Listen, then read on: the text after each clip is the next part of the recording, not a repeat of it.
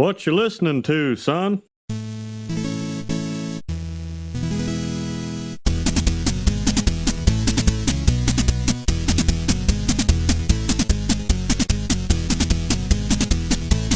Howdy, y'all, and welcome to TalKing of the Hill, where the Queen of Hearts isn't very smart. I'm your host, the rat hair in your tuna, Bob Mackey, and this is the Talking Simpsons Network's chronological exploration of King of the Hill, who is here with me today, as always.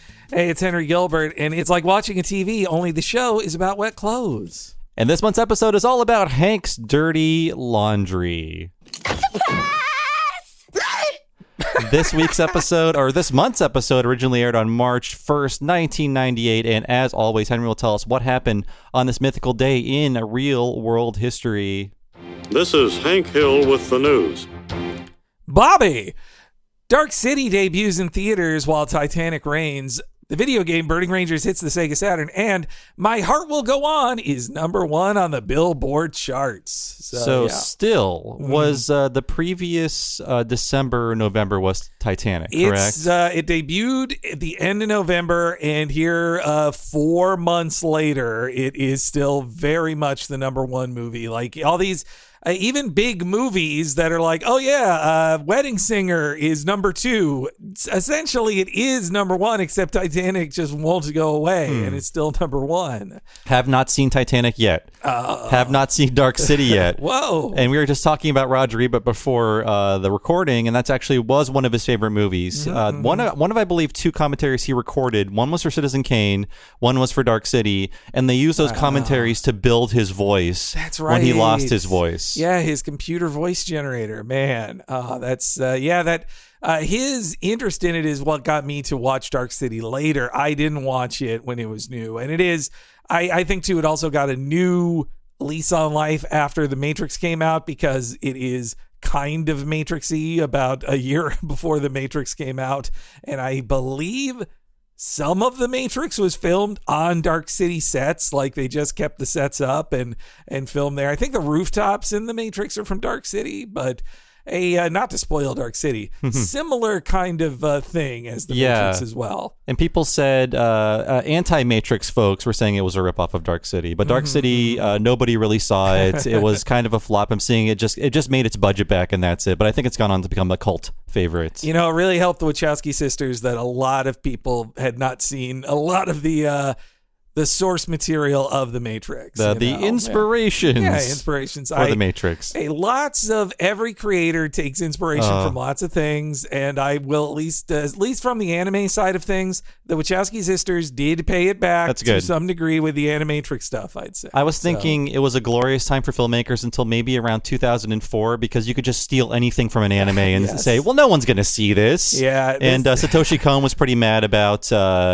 Requiem for a Dream. Yeah, there were some, inspirations from that movie as well. I think a scene from Perfect Blue was just in that movie. Well, I have brand new opinions on that, because I did watch the French documentary on the life of Satoshi Kon called The Illusionist. It came out last year. Really, really great.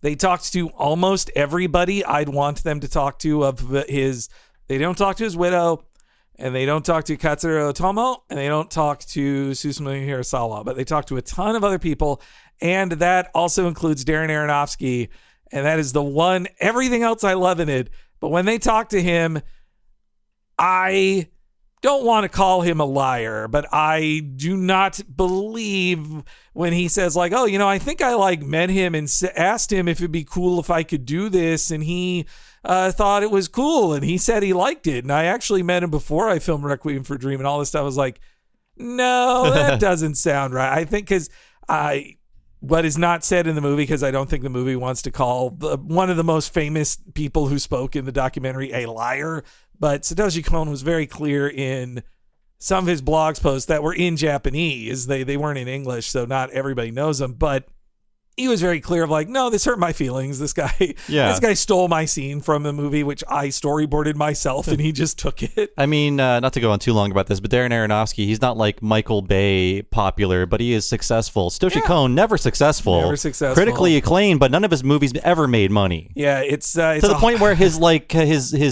posthumous work will never be made because it's like, well, we can't make any money from this, so why bother? It's kind of the very heartbreaking ending of that documentary.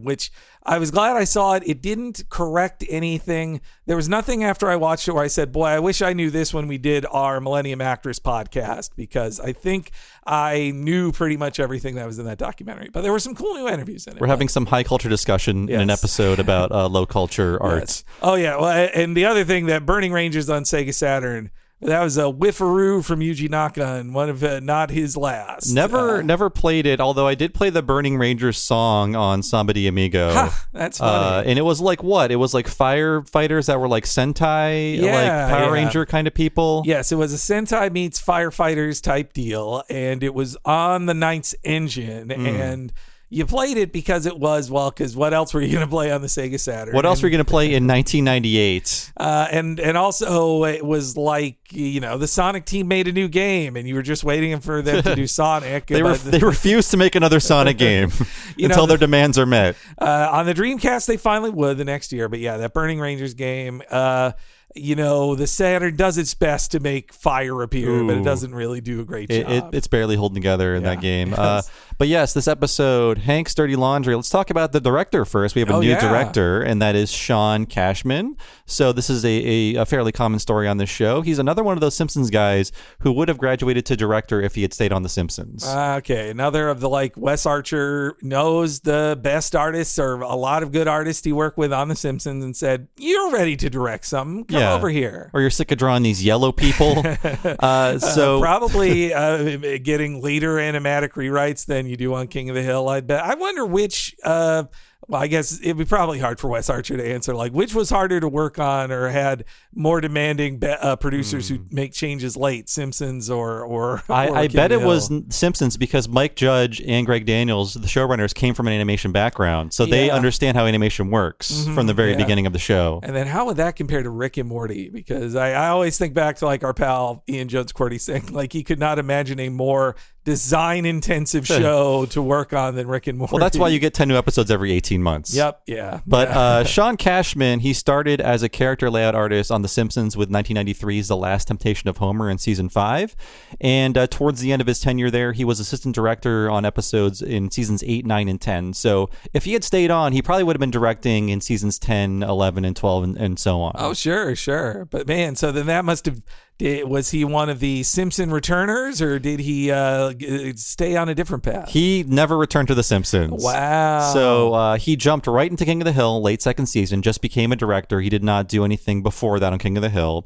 And he directed 10 episodes before leaving in season 7 of King of the Hill in 2002. Wow, man. See, if you seems like at the Simpsons factory, if you leave, you're not always welcome back to return as a director. I don't think he wanted to go back because he was really into more cartoony stuff after he left. So it's weird that he was on King of the Hill for so long, because the next thing he did was direct a ton of episodes of The Grim Adventures of Billy and Mandy. Whoa. So a show the exact opposite in style of King of the Hill, both in the tone of the comedy and the design of the characters, the very flat gross out characters of that show. We heard that about the creators of Avatar: The Last Airbender, who had worked on Mission Hill. They got tired of, even though it had more prestige, they got tired of the sitcom style. They wanted to get back to more cartooning, though in their case, more anime style cartooning than UPA style Billy and Mandy. Yeah, I think he did like cartoony stuff more than King of the Hill, because other things he worked on are things like Chowder, which is a very cartoony show, very overlooked. Check it out, I believe, on HBO Max. And Randy Cunningham, Ninth Grade Ninja. And Sean Cashman, his most recent role, he is a retake director and timing supervisor on Big City Greens, another very cartoony show. Yeah, that's good. About a Southern fried family. I love that show, man. Yeah, that's also interesting that all these guys, when they get to that age, you don't direct as much. You're timing director, which does seem like a very expertise driven role.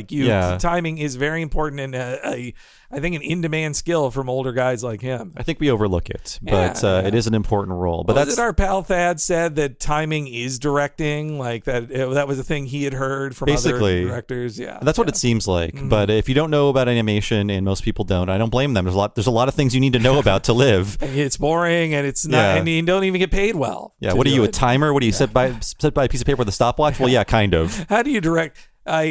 I love on that one commentary where David Silverman is asked by by the voice of Roger Myers of just like, what does directing a cartoon do anyway? Yeah. You just tell a cartoon to do stuff, and they tell him to dance around. Silverman just goes like, boy, I've only had to answer this question 1,000,000 times in my life. Do you direct Homer? Just Homer.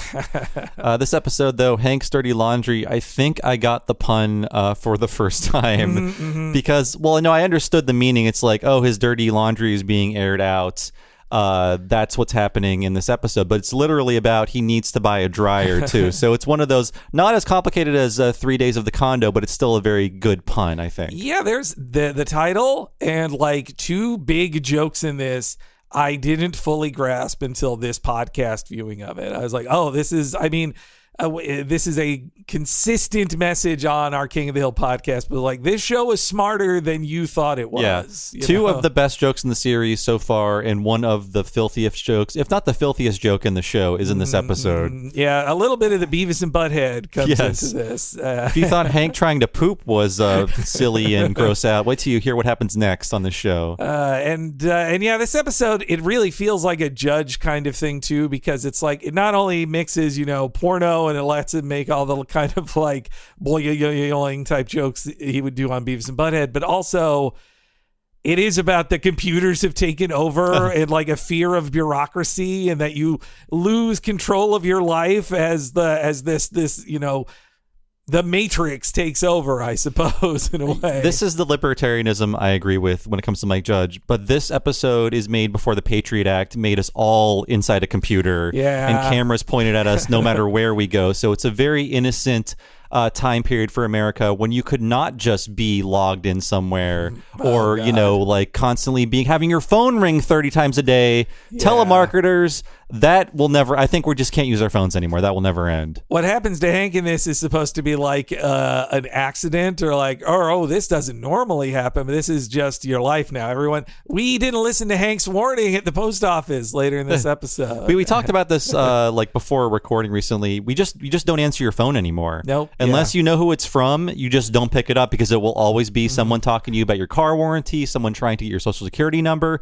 Somebody is always trying to rob and steal from you using your phone, and nothing will be done about it. We're the IRS, and if you don't give us your social security number right now, we will arrest you. And a warrant is like, They're not just preying on old people anymore. Sometimes when the programming gets me with like a non-English language automated message, that's where I'm like, you guys need to you should know I don't speak this language. If you're watching me this closely, then you should know this is a miss. Or if someone with a very heavy accent says they have a white name, like, oh, this is Jim Smith at the IRS or whatever. I'm not going to do the accent, by the way, but I'm like, well, you could try a little harder, couldn't you? Like, you're making yourself look bad in front of me. Well, my only note on the fear of the libertarian dread of this is that the machinery to keep track of you isn't run that carefully anymore, and nobody's even trying. Like, no, this is going to be a lot of preamble, but it drives me crazy. I'm going to be 40 very soon, so I am turning into Hank.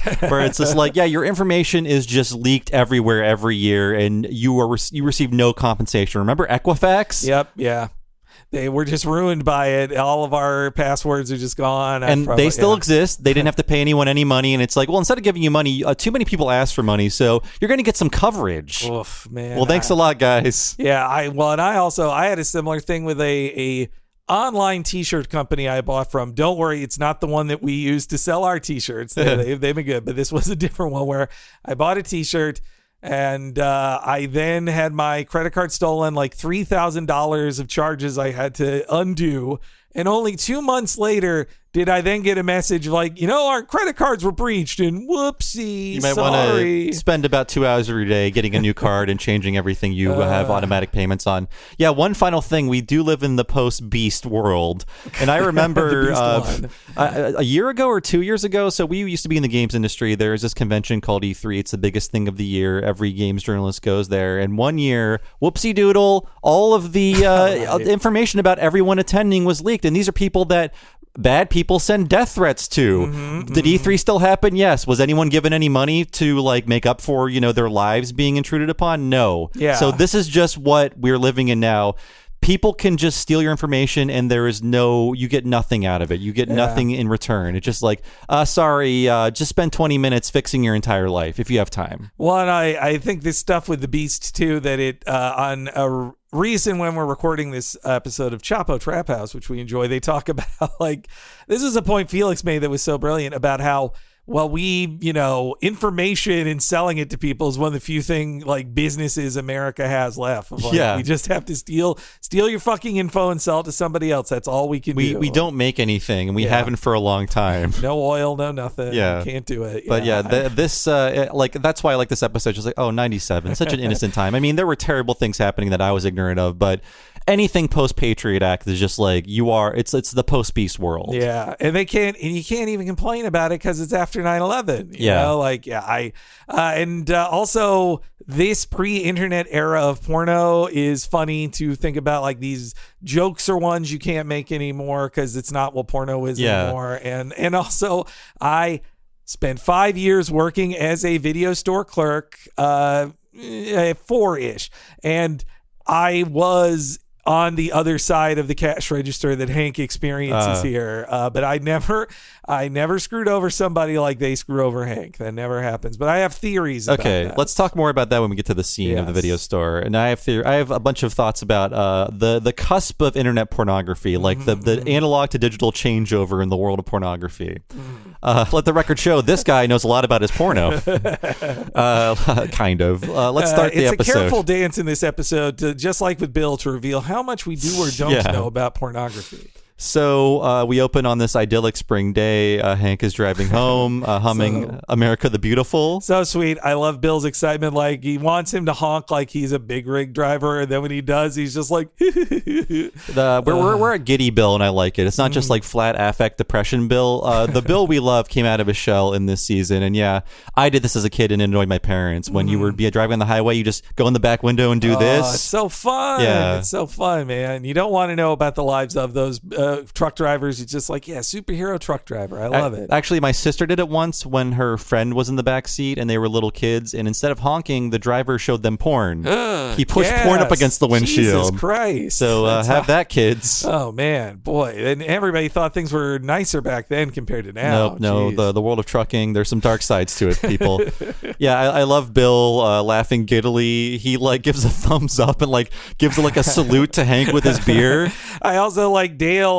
The story not being told of Dale with a metal detector in his front lawn. What's he looking for? What's he thinks he's looking for bugs. Peggy is inhaling deeply of the clean laundry. She takes it off the line, and Hank sees Peggy waving from the yard, but all he can see beyond her is his undergarments, his personal private undergarments out in public, just hanging for the entire neighborhood to know that he wears them. He wears them. I love that. And this is called Hank's Dirty Laundry, and we start with clean laundry. It's airing out, but she just washed it. The dryer is broken, making this clean laundry. But Hank doesn't want the most plain of white boxers to be seen by his neighbors. And he's very upset about this. We hear why this is happening. Peggy normally doesn't hang laundry out to dry, but the dryer is broken. It's broken so bad it actually moistens the clothes now. And Hank agrees to buy a new dryer after this public embarrassment. He takes down a sheet to reveal a nearly naked Luann and then hangs the sheet back up. I love that because it's Luann is never ashamed of her body in that way. She's not, a regular show would have had her be the one to go eek and cover up or whatever. but she's just like, hey, and Hank's like, ugh! Like he is the one who does not want to see. I mean, also like Luann is not a sexual being to him. He does not think of her that way, and seeing her in her underpants doesn't help him with that. Well, there is one episode a few years later that's all about people seeing Luann naked. That's true. A lot. Yeah. That's one of my favorite shots of her. After Bobby catches her and she moves the curtain thinking she's covered up, she just goes like, "Phew," and not covering. But she moved it too far, and Bobby is still just agape at her. There's a lot of fun screaming in that scene. But I think Peggy did this on purpose, knowing it would embarrass Hank enough to finally buy a new dryer. I think she did this knowingly. She knows him well. So we're at Megalomart, where the entire season will end up, and some very important facts are laid down in this episode. We'll get to those soon. But they're looking at dryers. Bobby, being a little weird kid, is way into the idea of getting a new dryer. I know I was into the idea of any new appliance. Like, oh boy, a new refrigerator. I did really like doing appliance shopping with parents. That like 3 times it ever happened. I think we never. But on the opposite side, my dad hated, not unlike Hank Hill, he did not like buying new appliances. Like we had it, our dryer, it could dry, but it moved so much. We could afford it. This was not a situation of like, I'm saying we were too poor, because listeners have heard me say how many toys I got. All the cruises. All these things. But it wasn't, my dad was cheap about appliances. Same with, we got one new fridge ever, and it was because the other one was far too broken. But usually we did not go shopping for new appliances. And if I wanted to get if I was like, oh, look at this, Dad, a fancy one, he'd be like, no. Well, like Bobby, I coveted the washers and dryers where you could see the clothes spinning around. And we never had that growing up either. They were always the clothes. Me too. It was a mystery. What was happening in there? There is a cut scene, though, on the DVD. There's more than usual in this episode. It's a fun Hank joke where we see the Hills walking to Megalomart. Hank has a shopping cart, but he collects other shopping carts on the way in, and he pushes them in, and he sneers at the lazy teen hanging out outside smoking a cigarette. Now, I'll say, if you don't return your shopping cart to the proper area, you don't have to bring it back to the store. But if you just leave it in the parking lot, you are worse than Hitler.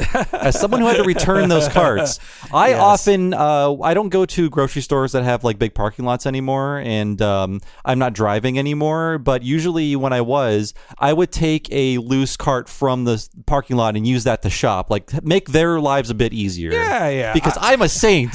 You're one of the good ones, Bob. I've just been in that position, just people like just leaving their carts willy-nilly. And just it's like, I'm done with this, whatever. You deal with it. Isn't it your job? You get it. Yeah, I really want Joe Biden to crack down on this. I do like the way Hank in that deleted scene like gives him the stink eye. Like that is so very Hank. That could have been in any episode. Like Hank is the exact guy who wouldn't just grab one, but grab all of them because it's the right thing to do. And this is another one of Mike Judge's, I guess, one of his gripes, I think, overall. You see it in Beavis and Butthead. You know what?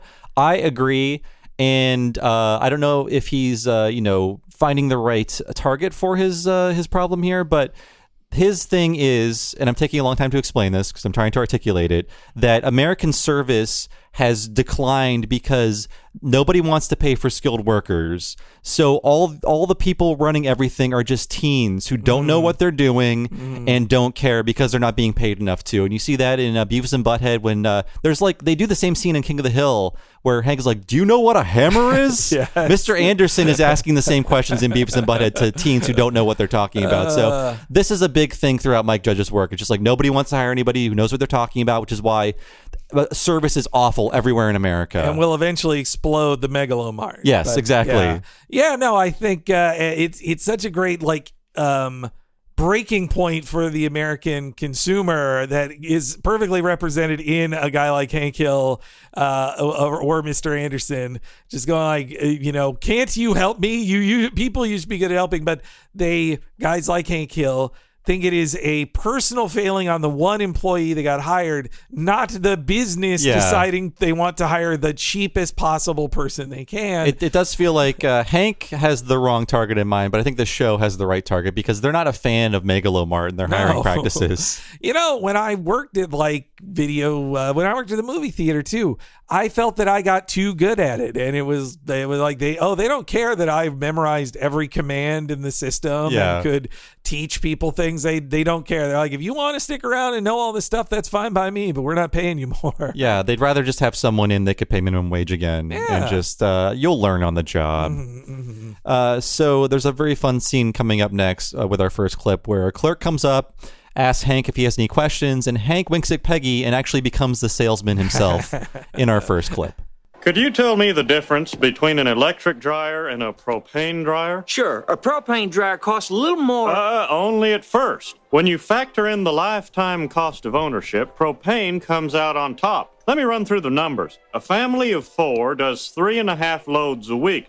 Hey. Hello, Buckley. Hey. When did you get promoted to greeter? Day. And if the current trend in electric rates continues, you'll be glad you did. Here's my card in case you have any other questions. Can we just take the spin more, please? Would you be interested in applying for a Megalo card? No thanks. The last thing I need is another credit card. I've already got one. Hold on. No money down, no interest for 6 months, and 10% off our first purchase. 10% off? Well, Chuck Mangione supports it, and his diet shakes did okay by me.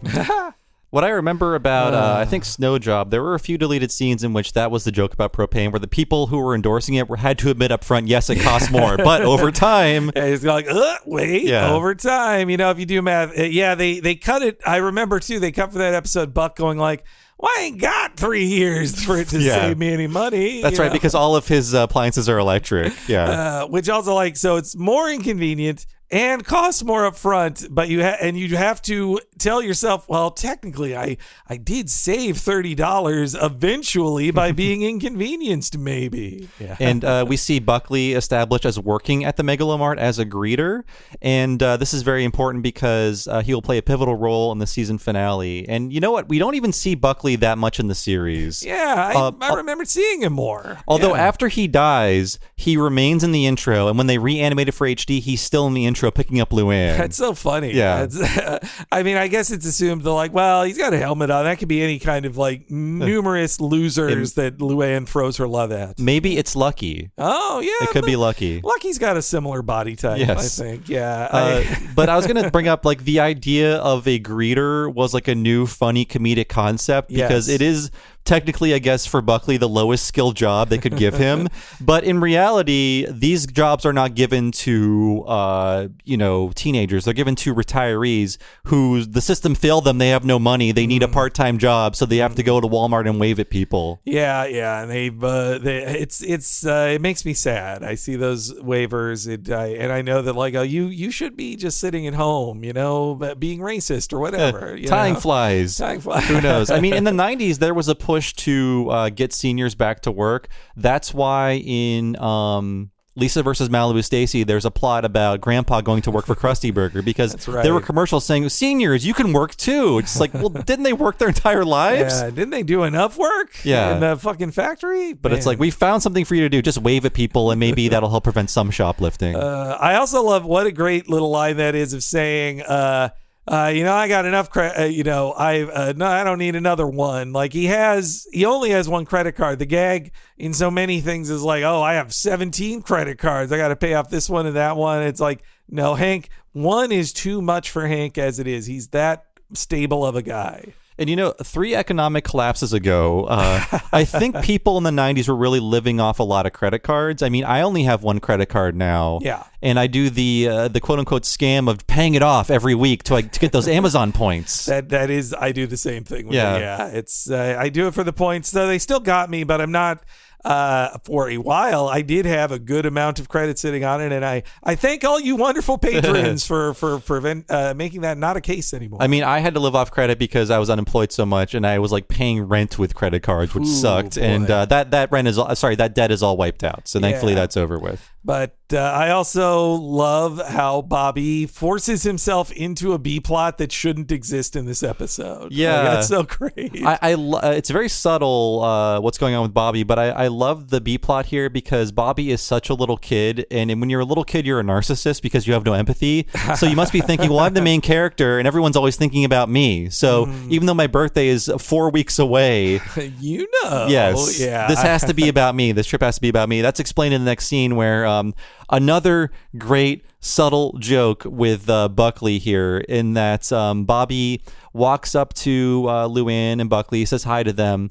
Luann says hi back. Buckley says nothing. Luann says he's on a break. So he won't greet anyone when he's on a break. He's like, hey, you know what? Buckley is a jerk, but you need to make those kind of boundaries in your life. If it's break time at work, it's break time. They don't know you. You don't owe them doing any work during that time. That includes saying hello. You know, that's just one task he has to do. So he's not going to do it to Bobby on his break. Yesterday day. That's and Bobby's dreams too of like, I'll be by the dirt bikes holding a Toblerone. Yes, that's his dream. He's found the perfect pairing of gifts for him. But yeah, his idea, he's telling Luann, it's like, well, of course we're here. They're gonna see what kind of gift I want for my birthday. Why would you bring a child to a department store to buy a dryer when his birthday is 3.5 weeks away? It doesn't make any sense. And he's building it up so great of just like to have an episode be the story of, from his point of view, they forgot my birthday. It's a they forgot my birthday kind of story,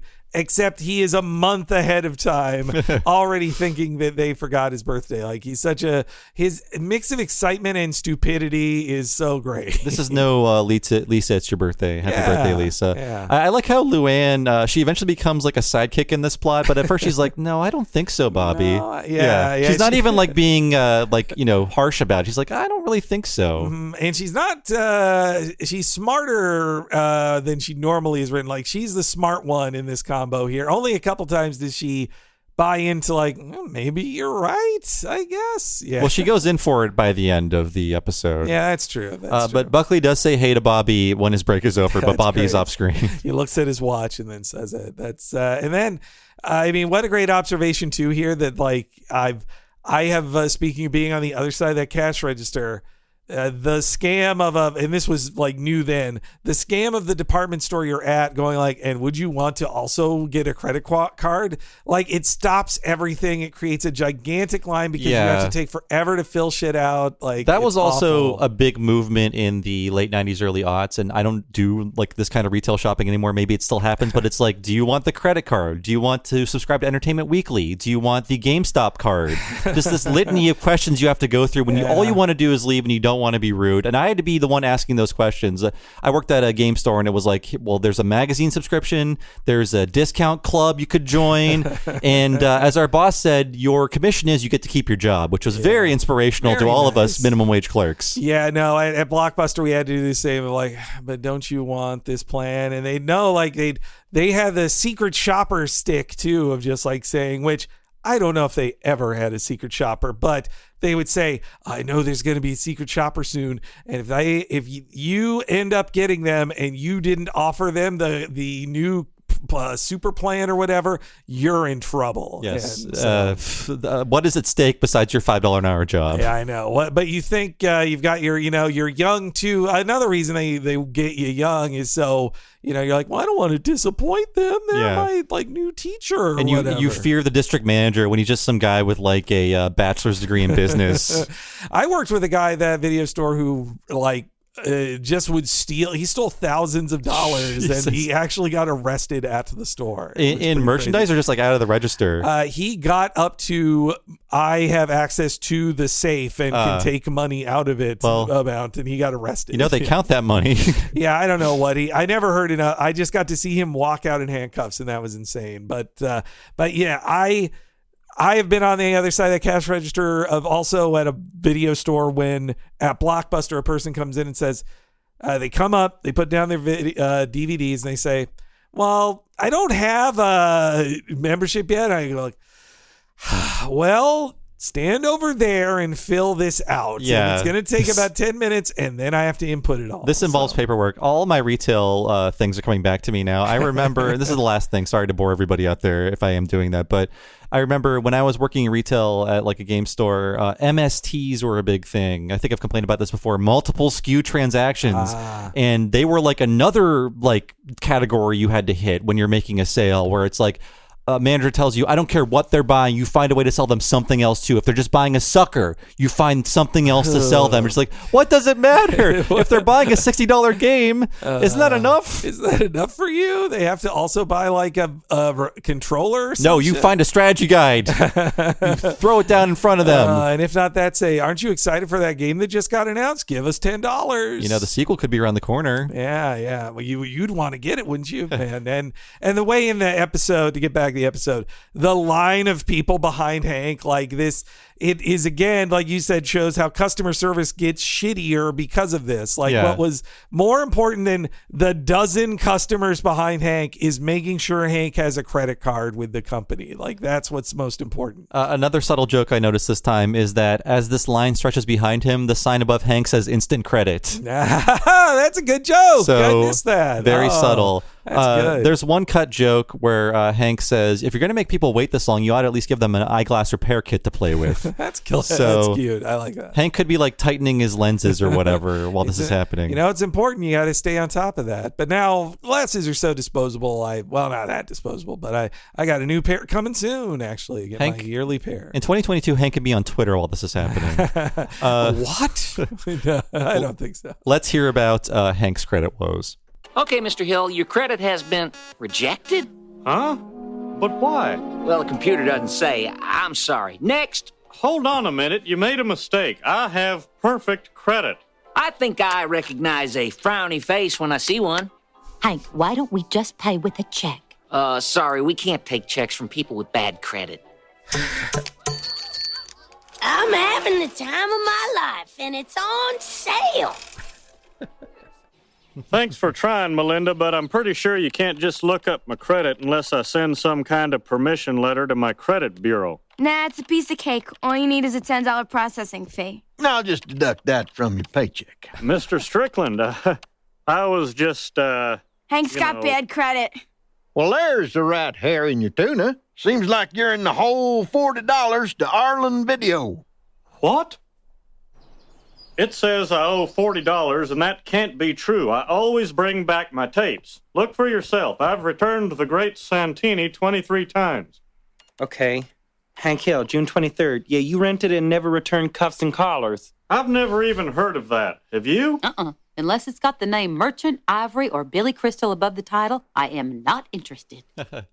So I do want to talk about a few of the cut jokes in the Strickland propane scene because there's a few funny buck jokes. So after Melinda tells Strickland Hank has rarely bad... seen Melinda, yeah. She'll pop up a few times, but not a big character. But when she tells Buck that Hank has bad credit, he goes, well, you can't have bad credit with what I pay you. And then he goes, well, you got a wife and kids, don't you? So he realizes he can't pay a man enough to feed his family. That's a great line. And that also Hank is still, even though Hank is his best employee, he's like, oh, wait, you got a wife and a child, don't you? Like, he doesn't even remember. He's looking at Hank's credit report and he says, oh, that truck you bought it for a song. And Hank goes, that's the price of my house. That's what I bought my house for.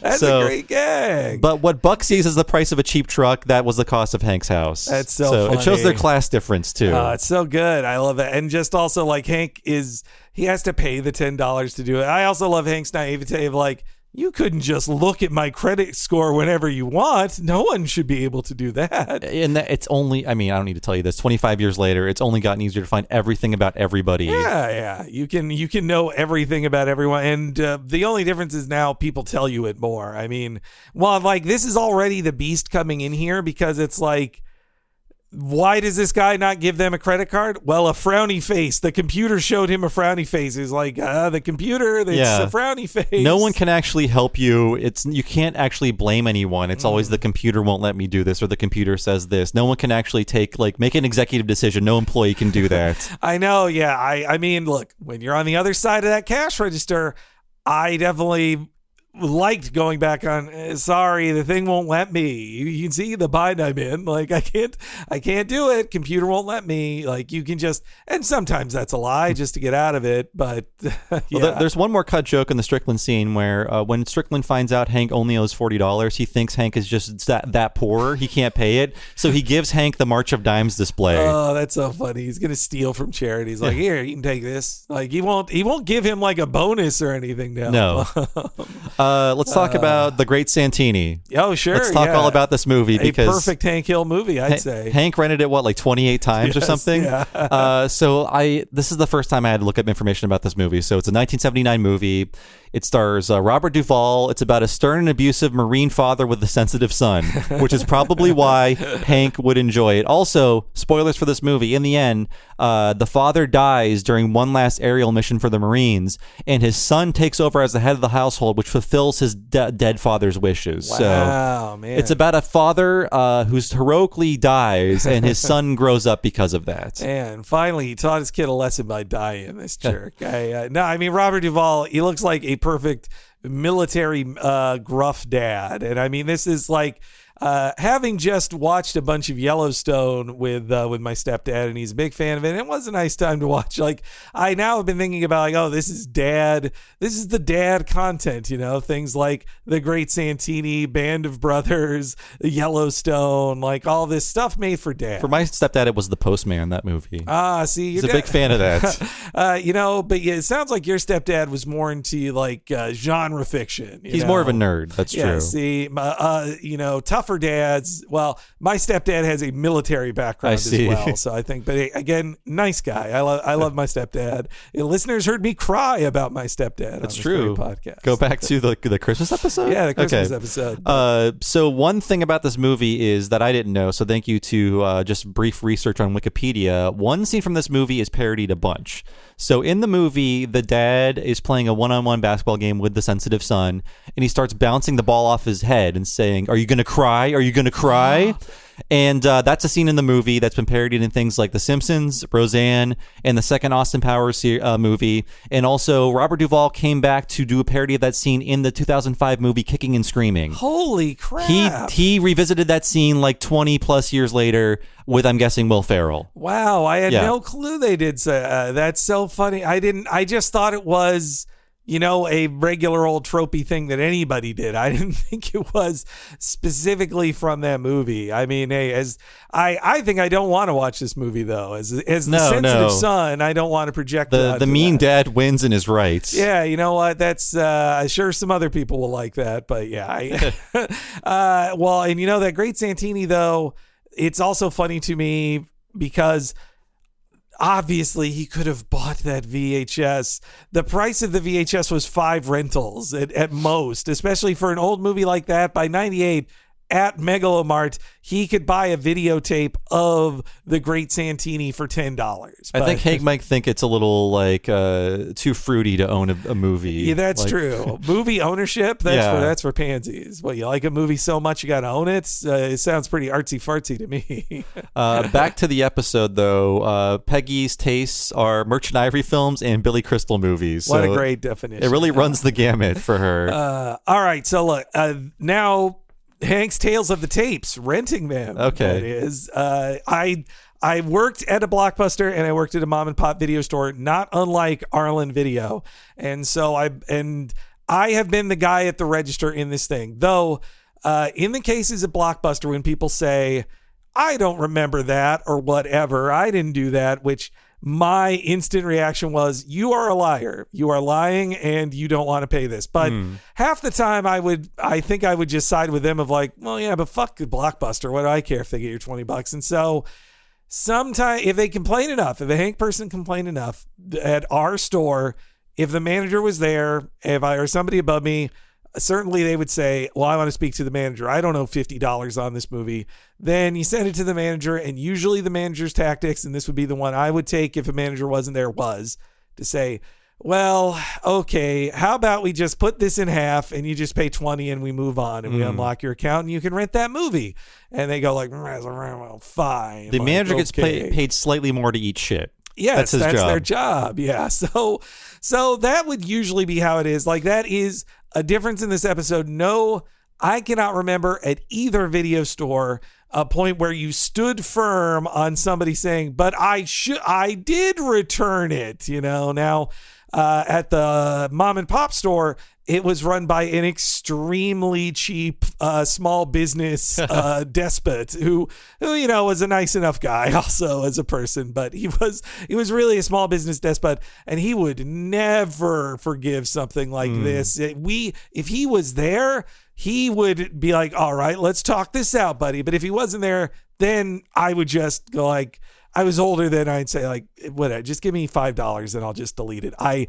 You also did have more control over the computer at this place than at Blockbuster. Like at Blockbuster, you really could just say, this says you owe $40 from a store like 50 miles away. I can't do shit. And there's about like this. the god of corporate, like, oh, these are rules set down by corporate. Yeah. Corporate won't let me. And unfortunately, a problem for this episode where it meets reality that they have to kind of change up is that by 98, Blockbuster had taken over most mom and pop stores, and certainly in like a suburban area like Arlen, and Blockbuster is based in Texas, but Blockbuster does not rent pornography, so it can't be a plot about pornography if he has an out-of-date a rental of a porno tape. And we were questioning if there was a Blockbuster in Arlen, and in the Peggy the Boggle-Champ episode, season 1, Luann rents a movie from Blockbuster, and she says they edited out the spicy scenes or whatever. Right. So yeah, they have a Blockbuster, but the only way they could rent porno was for this, and I did rent pornography at that mom and pop shop, but it was... You rented it to people. Yes. Hey, I borrowed some and brought it back the next morning. No. Okay, but I actually wouldn't, because that, one, I know what the internet is, and two, that small business despot, he bought the cheapest shit he could. Like, he was like, oh, is this a $4? He would go to like a cheap adult store, and it's like, oh, these are $4 DVDs. I'll buy 100 of them and just shove them on the wall, and they would be the most inartful of DVDs. There would be no stars, no production values, often foreign productions that I would think probably didn't pay anybody who starred in it, and they would just be very direct in their titles. Okay. They wouldn't be something clever like Cuffs and Collars. It would just be like Anal Play 4 or something like that. That's another thing. Well, we're talking about the world of pornography. This is all very cute to me now because, older boys have told me this. I don't know anything about it, but now pornography, it's like the title is nothing clever. It's just like, here is what you will see. Literally, here are the acts you will see. Here is maybe the race of the people in the video you'll see. Are they a stepmom or aren't they? Yes, exactly. No, well, and hey, I blame SEO for that. Oh, absolutely. You can't write a good headline anymore. You can't write a good porno title anymore. It removes so much creativity from all walks of life. Yeah, but yes, I did rent porno to people, usually older people. The funniest. It was usually guys who were like, oh, you're too old to know how to use the internet. So here, and now I get to know your particular sex tastes, including occasionally, it was about a 9-to-1 split of gay to straight DVDs, is in 9 straight DVDs for every one gay one. And the ones that stick out to me are like, oh, I didn't think that you were a person who would rent gay porno, and just that kind of moment. But most embarrassing was when a woman my age came there and she was like, well, yeah, I want a porno DVD. This, I have plans tonight with a friend. Ooh. And she came in like, oh, this is like the cheapest shit possible. I was like, yeah, I know. Like, you just buy porn somewhere else. Like, this is crappy porn. You're not going to get anything good here. I have a lot of experience just renting videos in general because I grew up in the 90s. We didn't go to Blockbuster. We had Principals, Henry. It was too expensive. There was nowhere else. For me, there were two like local video stores on the same street, like 5 minutes from my house. So I was spoiled, and they were so local. They had like a guy's name in the title. Well, at least one of them did. One of them was called Anthony Coca's Videoland. This guy also owned like pizza chains too. So just some guy, and also Front Row Video or First Row Video. I forget what it was, but yeah, like it was cheaper than Blockbuster, and we didn't like Blockbuster, so I never actually rented at a Blockbuster. No, I mean, I got to learn how evil Blockbuster was live. Like, as a little kid, loved Blockbuster, and then a new video store opened up across the street from the Blockbuster that undercut it, and then Blockbuster across the street took down its prices, and then bought the other store across the street. And it taught me a harsh lesson about monopolies. Well, they didn't want to buy Netflix, and look at them now. Yeah, they got fucked, man. And then they fucked themselves. Yeah. Which, I mean, it was just a bigger fish eating another fish. But on Netflix, that Blockbuster documentary, if you have nostalgia for Blockbuster, it will supply that, but it is far too nice to Blockbuster. And they bring in Lloyd Kaufman, Lloyd Kaufman from Troma. He is a bit wacky, but every point he says about Blockbuster being shit is correct, and how it hurt movies in the 80s and 90s. And they treat him like a crank when he's saying that, which I did not. They play like circus musical ice talking. They kind of do. Yes. Yeah. But so no Blockbuster for me, but I'm pretty sure in my Ohio town, there's still like a family video. All that exists now are family videos. Wow. And there's, I think now if any video store exists, it is only through the kindness of like strangers who are just like, here's $50,000 on GoFundMe. Just keep going. You should exist. No one will come there. It's for like money laundering. Oh, sure. It's like the car wash in Breaking Bad. Yeah. And then eventually you'll read a headline of like, oh, this 80-year-old man who had been running it died. And of course it's not, no one's going to inherit it and keep it going. It's just gone. Oh, one thing I forgot to mention about video stores is the porn sections. The one at the first video store was in a separate room, so I never saw one went in there. The other one was in the section that used to be the kids section. So it had it was like this little walled-in section, but the walls were about 3 feet high, and it was right by the front of the store too. So it was very, very conspicuous. Man, see, now I lived in suburban Florida where you couldn't I think it was. You actually had to go across the county line to like, oh, I know I crossed the county line because there's the adult store that's right on the corner. So I didn't have any video stores that were in a porno. When I moved here and worked at one, it was a shock to me. But again, back to the cheapness of the guy running the place. He didn't have a beaded curtain. He didn't have saloon doors. It was a corner, the farthest corner from the front of the office or from the entrance. There were walls up around it, and it just had one opening, and it was like, okay, enough shelves to hold 100-ish DVDs. And then he put like a curved mirror on top. So if you were working the front, you're like, okay, hey, did a child walk into the porn section? Okay, they did not. Good. The porn corner. Yeah, I think the repurposed children's section was set up with like swinging saloon doors, so there was some like doorway into it, but they were just like not taking up the entire doorway. Well, that was also a structural problem with the place too. So technically we had a bathroom for employees, but only employees. But occasionally you would have somebody go like, please, I got to. It's like, to do this, I have to escort you to the bathroom because it's in the office, and you will walk by the porno section to go there. And once or twice, it was a parent with their kid who was like, my kid's got to go. And I was like, all right, there's only one bathroom. You deal with how I kind of just looked at the porno section like, you see what's there? You better shield your kid's eyes or something. There's no time to turn all these tapes over. Yes. Well, no, it was the covers on the shelves. We had the actual DVDs by the counters. And again, so cheap that these covers did not demur from nudity on the front. It was like the money shot was on the front cover. Ooh. That's you want to save that for the back. I know. Again, like as I said, inartful, cheap porno DVDs. One last thing about porn. We'll talk more about porn later, folks. Don't worry. But I just remember as a kid understanding like, oh, these are naughty videos, and there's naked ladies in them. One thing I remember is like, oh, the things you bring up to the counter are huge. They're like the size of PC game boxes. Right. Yes. Because I think when they're being sold in those like very seedy warehouse stores, they don't want people shoplifting porno. Oh, that's why they were so big. Yeah, that's why the boxes were huge. But to bring the giant box up to the counter to get your tape, you can't shoplift that just the cover of the box, but it's there because it was really sold at like a store. And I didn't see it, but a coworker at the mom and pop store told me like there was a dude who came in a couple times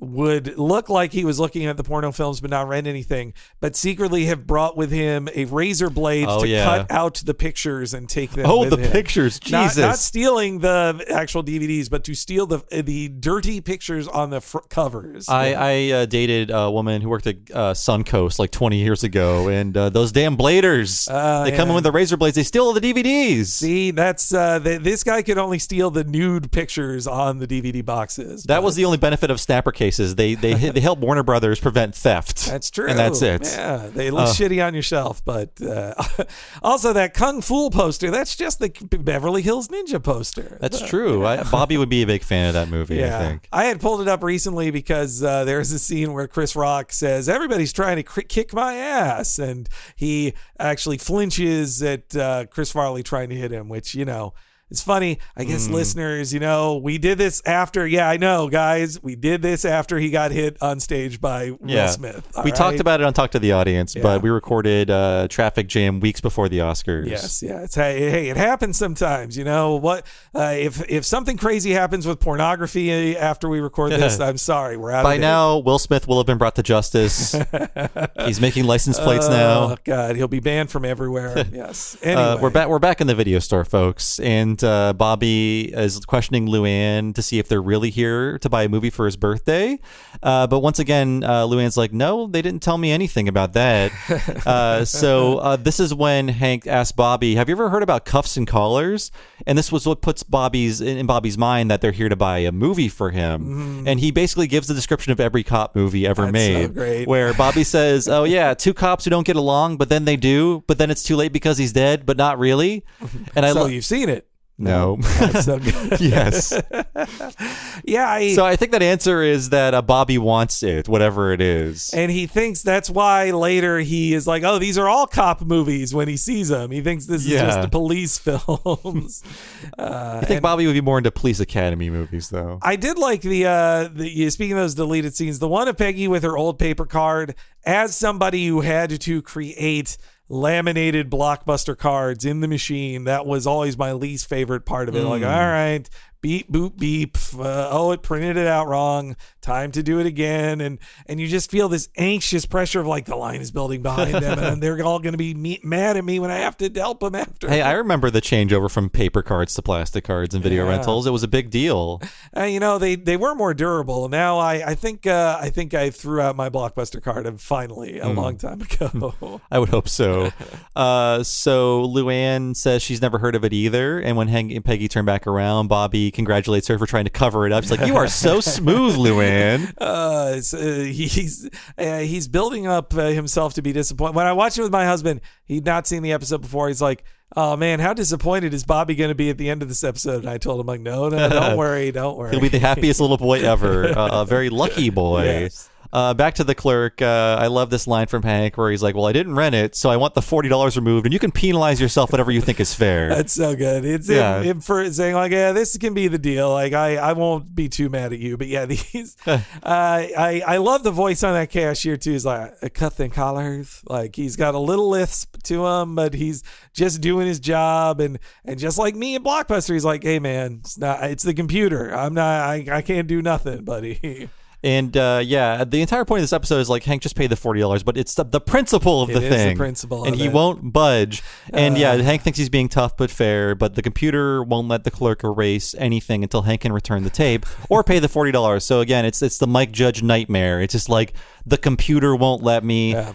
Me as a clerk can offer you no customer service. It is sort of just the like, hey buddy, I just work here kind of deal. You can't talk to anyone. There's no conversation to be had. It's just pulled away. And also think of what an inverse this is of today. Like, this is a joke about late fees and how horrible it is. You pick one movie, and if you keep it out too long, you get charged a late fee, as opposed to you have access, you pay a monthly fee to one thing, and you have access to hundreds of movies you never watch, and nothing's ever late. You just don't watch it. Very, very different. And I went through a similar Hank dilemma with the computer won't let me very recently because to make a long story short, I have this thing called a Nexus card. It makes it easier to cross the border. I do it a lot because I go to Canada a lot. And when I got my Nexus card, they left the junior off of my name. I'm a junior, by the way. I don't like it. And even though all the information is where it should be, it's like, well, that's my date of birth. That's a picture of me. I had to give an interview to get this card. It's all legit. It wouldn't work because the junior wasn't on it. So after COVID lightened up and I was able to actually, get an appointment and, go in and say, I need this fixed. The lady was very mad at me and she was like, well, what are you talking about? I was like, well, there's a junior that should be on this card and it's not on this card and I need it there for me to use it. And she's like, we put whatever's on your passport on the card. And I said, the junior is on my passport. It's not on the card. And she says, we don't make mistakes. Ooh. And I said, well, you did. Here's my card. And I was like, she was trying to get me to go somewhere else. And I was like, I don't want this to be a Kafka thing. Please don't turn this into a Kafka thing. So she eventually relented and made the correction, but she was so mad about it because it should be someone else's thing to do, but she had to do it. There was nowhere else to turn. There was no manager I could talk to. I had to make her do this, and she was so mad at me. That is, that's what's not covered by the beast here. Of just like, but nobody wants to do anything. Yeah, but yeah. It sucks to do your job, and maybe she'd get in trouble for it. Who knows? Yeah. Maybe that's why she was mad. Like, I can't believe you're making me do this. I'm gonna have to explain this. It's just logical. Yes, This is why stuff like King of the Hill works too. Like, well, we all kind of have been felt this way in one time or another in the harsh world and impersonal world that is today as society. Yeah. No one can help anyone, and we're all we can only be punished. So we're always afraid to do anything. And you must either become Hank Hill or the Joker. Yeah. The only two choices. I was very nice to the woman, and I think that made her even more angry. That's good. I mean, also too that she probably is used to just saying, well, I can't. And the person just goes like, okay. And they just walk away. Like if you have answers or know the system as much as them or close to as much as them, then you're really forcing their hand there. My theory is her strategy was to try to escalate any argument to the point where they can say, well, I'm going to call security or like, I'm not going to help you with that tone, sir. But I was like, oh, could you please help me? I would bet she has had, the woman in your story, I do feel a little bad for her because probably also in customer service of the last 2 years, especially, you've seen the worst of humanity by times 10. Like, I couldn't imagine that video store job in please wear your mask, sir times. I couldn't imagine doing that job. In a way, I was not mad at her because I understand, and I hate walking into any customer service situation like this, but you walk into it knowing they can never give me the benefit of the doubt, ever. Yeah. Because they're always on guard, and I have to break through that guard because they are trained to never give anyone the benefit of the doubt. Well, because if they trust somebody who then is proven to be a liar, then they'll get in trouble later. Yeah. Their boss will tell them, why didn't you ask him about this? Why didn't you ask him about this? It's a very American thing where we all have to suffer because a few people broke the rules, or a few people could break the rules. Yes, a very, very small amount of people that are insignificant. Teachers punishing the whole class. Exactly. Yeah. Sorry, a lot of personal gripes on this episode. Let's talk about, let's learn the truth about cuffs and collars in our next clip. I told you I didn't rent the tape. Now, who's calling me a liar, you or the machine? Because I want to know whose ass to kick. I'm not calling you a liar, sir. Fine. Now, where's the ass on this thing? I need a dryer, Hank. Just pay for the tape. Absolutely not. I won't pay for someone else's screw-up. Hell, I wouldn't be surprised if that tape was sitting on the shelf right now. Where would cuffs and collars be? Action-adventure? Action-comedy? Action. Make a left. Okay.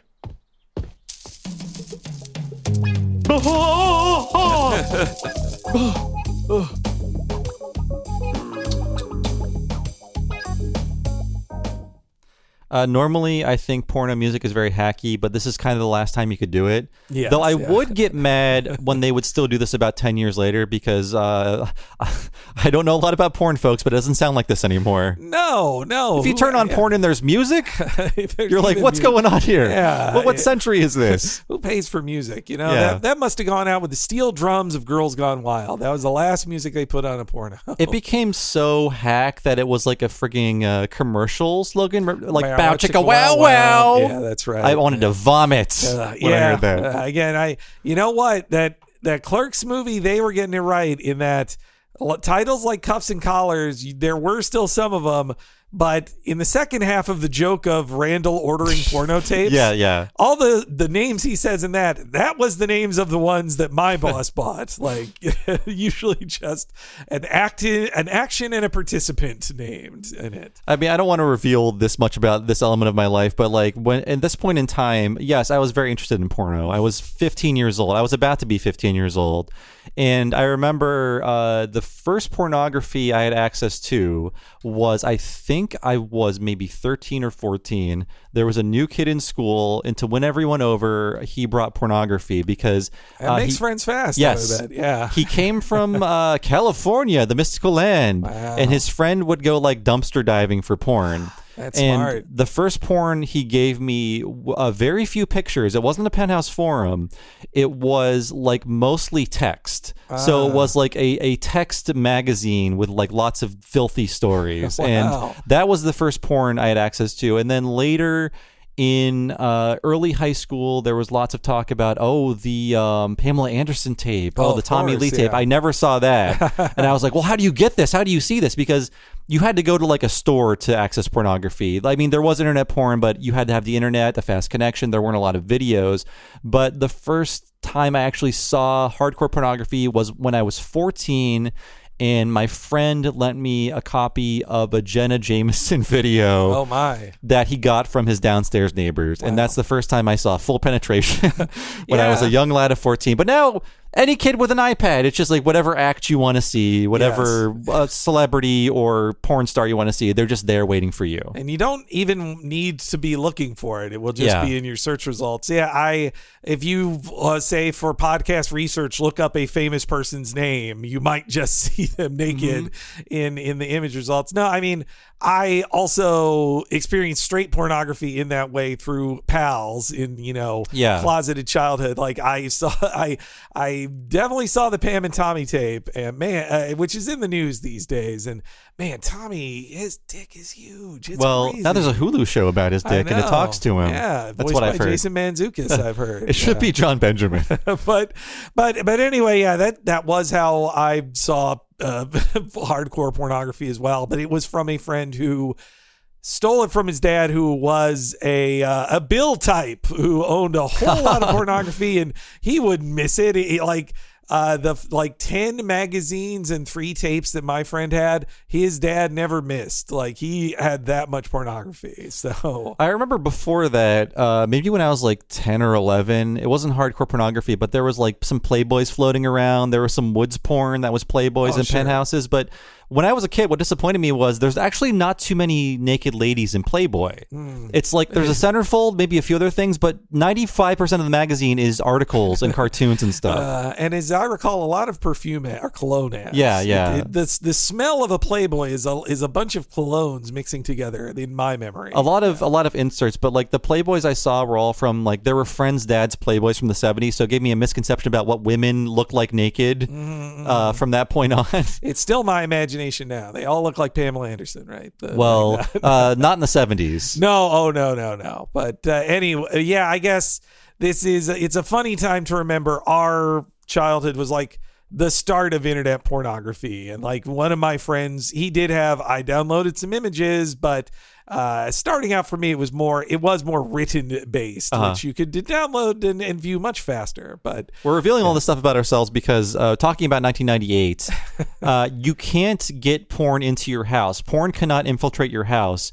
You have to go to a place and get it if you're Hank Hill. And that's why this is such a violation of everything he believes in, because he wants to keep this away from him and his family, but it's coming to him, and that shouldn't happen. He entering the beaded rooms, he is so innocent. He doesn't even realize this is the adults only room, which is so great. And I mean, the reaction of Redcorn and Nancy, judging him for that is so funny. They're in the romance section renting movies. Oh, that's so good. There's another great joke with them in this episode too that I really like. Lots of fun personal stories here in this episode. Act 2 starts. Hank is horrified. He wants to know how could they ever think I'd rent a stag film, Peggy? I'm married. That's so funny. Hank thinks porno is still called stag films and that you only see them at your bachelor party. Oh, here's a nudist camp movie. What married man would look at pornography? I'm married. Yeah, that's such a funny idea. And yeah, I didn't know stag film, that term. There's a joke about it, and I was rewatching old Bugs Bunnies, and the one of him trying to get the Oscar from 43 or whatever. He says, "Hey, play my movie," and the thing starts playing, and it's just a drawing of a buck, and it says stag reel, and you're like, no. I needed to wait till I was older to figure that out. Yes. That was when porno was illegal, and you oh, I got this reel. You won't believe what happens on it, and you show it down at the Elk Lodge or whatever. Yes, yeah, keep the ladies away. Which that's also all these World War II vets watching pornography with their friends. That feels strange to me. I don't know. By the way, a stag is a male deer, which is why in that stag film joke, there's a deer pulling down its pants or something, or there's a sexy deer in that Bugs Bunny joke. That's correct. Yes. So Hank is beginning his investigation. I like how this is a procedural too, because Hank is oh, June 23rd. That was the day I rented the video supposedly, but wasn't I installing grab bars in my dad's shower?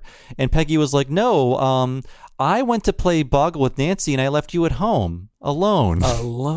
Yeah. Peggy is obsessed with also that she treats it as this huge crime of if Hank Hill ever masturbated it would be the end of their marriage. Well, by the end of the episode, it's never resolved, but Peggy definitely believes Hank was actively masturbating in their house. Yeah, she does. To pornography. Which also there's no that's not a problem, but I guess if part of their relationship is that she doesn't want him jerking off, then I suppose she finds that as a betrayal. But she just wants him to pay the $40, and in her mind she's you're probably embarrassed because you did do this and you don't want to admit it. And she goes, it doesn't matter if you did it or you didn't. He's just I need you to believe that I didn't. It does matter. Yeah. But she's okay, I believe you, but just one question. Did you rent that tape? No. Yeah. Well, okay, but whether you did or you didn't, just pay the $40. I like the circular argument where you just keep saying no, and she goes, well, it doesn't matter if you did. I didn't. Well, even if you did, it's but I didn't. Yeah, and so great that then it builds into Bobby takes their secretiveness to be ooh, it's a present. Oh boy. Yeah. Because Peggy goes, I don't want people to be talking about this, especially in front of Bobby. And he thinks they're talking about his birthday present. So it's a great mislead for him. And it's great how he pops into the room. I just love the little detail that Luann is braiding her own hair as she does that. And then later in the episode, her hair is braided. That's good. It's not even for a joke. It's just Luann is bored and she's braiding her hair. She doesn't have a ton to do in this episode. No. Just react to Bobby. Yeah. But the boys weigh in on Hank's porno problem. So, Nancy tells me she ran into John Redcorn at the video store. The two of them heard you complain about some porno tape you lost. Yeah, man, talking about that dang old cuffs and collars, man. When they come over to clean that pool, man, start going, quit it. I didn't rent that movie. I'm glad I'm not the only one who is disgusted by pornography. It's offensive. It's demeaning. It creates a standard of idealized beauty that your average man can't compete with. Don't worry, Bill. I'm not going to let my credit and good name be done in by a damn computer error. Computers don't make errors. What they do on purpose. By now, your name and particulars have been fed into every laptop, desktop, mainframe, and supermarket scanner that collectively make up the global information conspiracy, otherwise known as the Beast. Dale, I'm having a problem with one videotape. Not some kind of high-tech boogeyman. You just be careful. Computers have already beaten the communists at chess. Next thing you know, they'll be beating humans.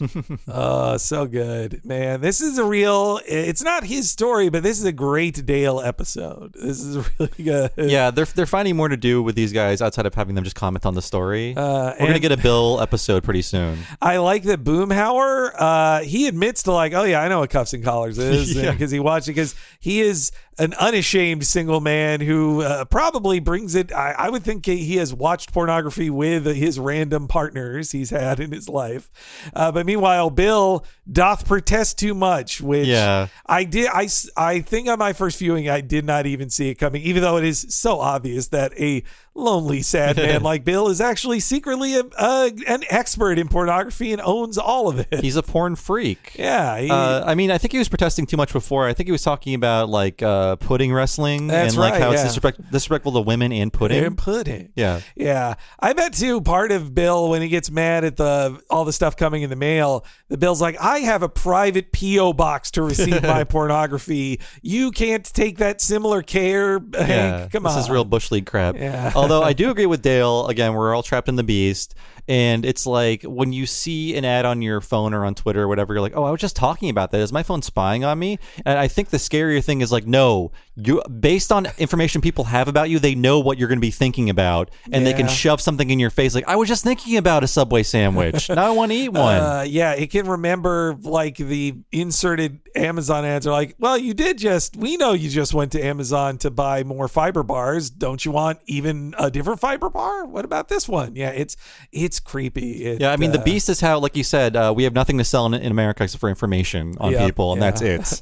And I'm sure there's no like horrible end point to that could happen. But I also love Hardwick. The way Hardwick delivers is kind of Tommy Jones type monologue, so good. Outhouse, but for desktop mainframe is so good. The beast. And Dale is correct. Yeah, he actually is right. That's what drives Hank crazy. It's like, oh wait, Dale was right. It's a horrifying situation in which Dale is correct. Also, that he does not view communists as human. That's also very Dale. Too. That's a good Dale line. We're back at Strickland Propane. Hank answers the phone. It's a guy named Matt.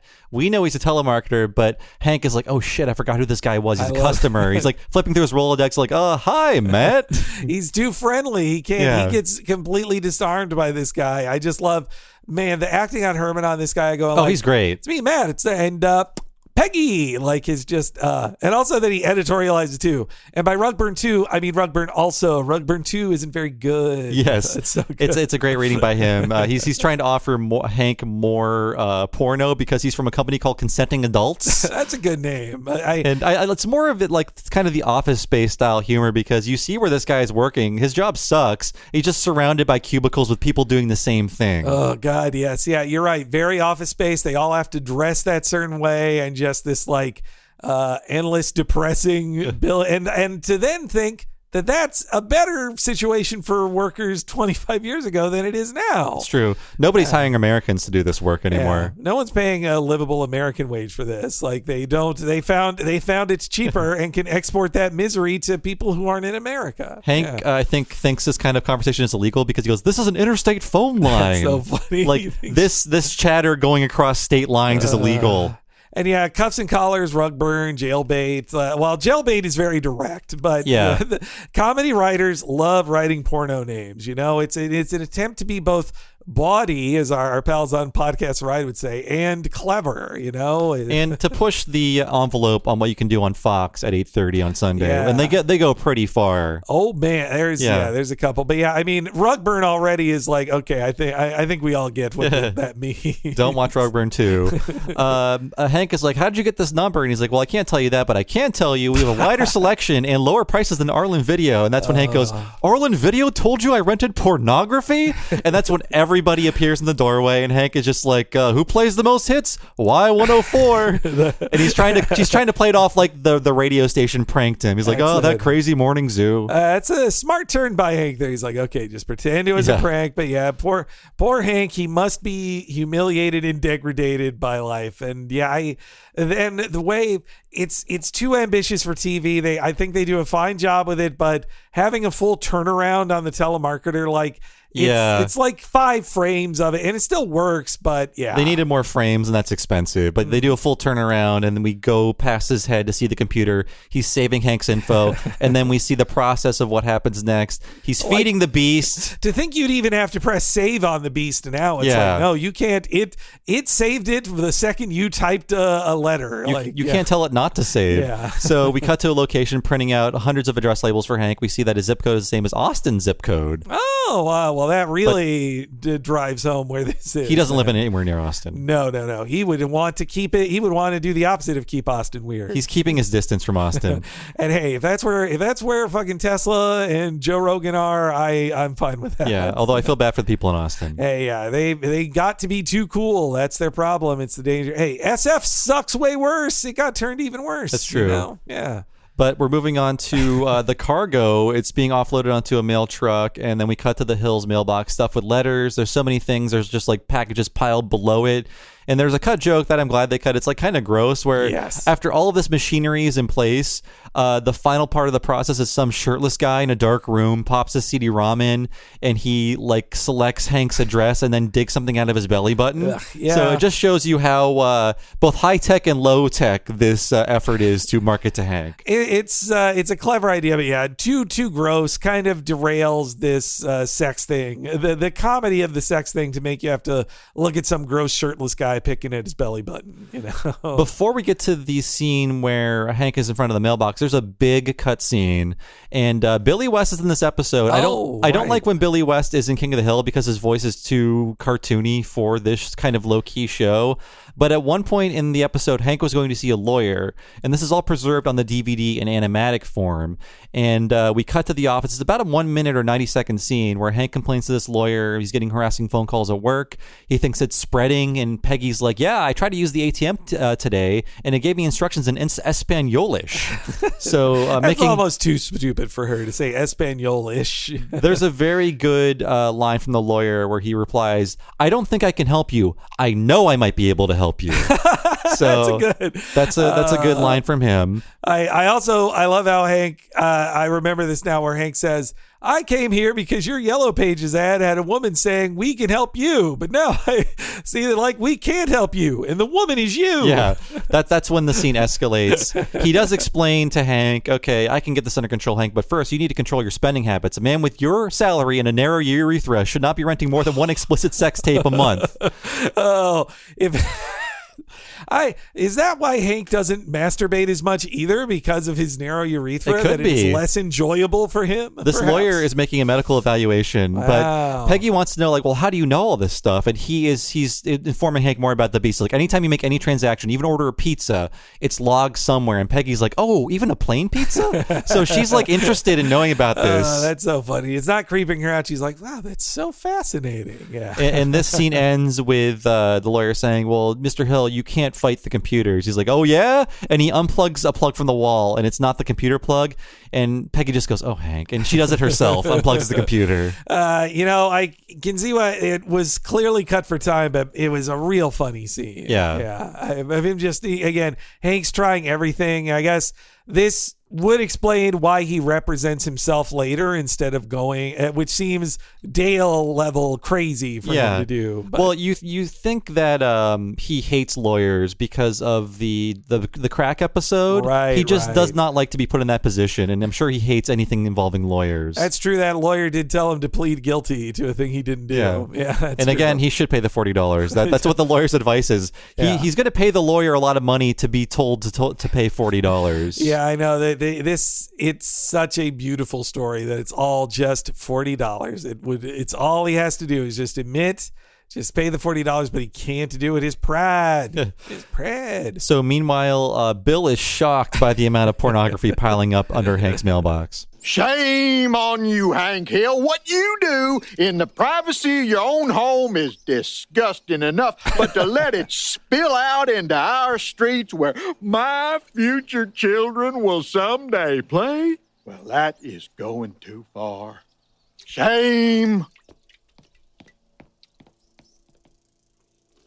Shame.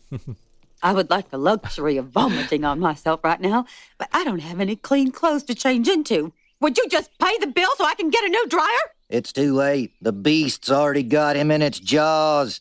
Your only way out is to start life over with a new identity. If you want, I can get you the birth certificate of a child who died in 1953. It's hardly been used. No, I am not a quitter. Who's not a quitter? My dead friend Hank Hill? Or my new friend, Rusty Shackelford? Look, just help me get this smut back to the post office. Bobby! Do not get off the bus! Look at all those cards and gifts. This is gonna be the best birthday ever.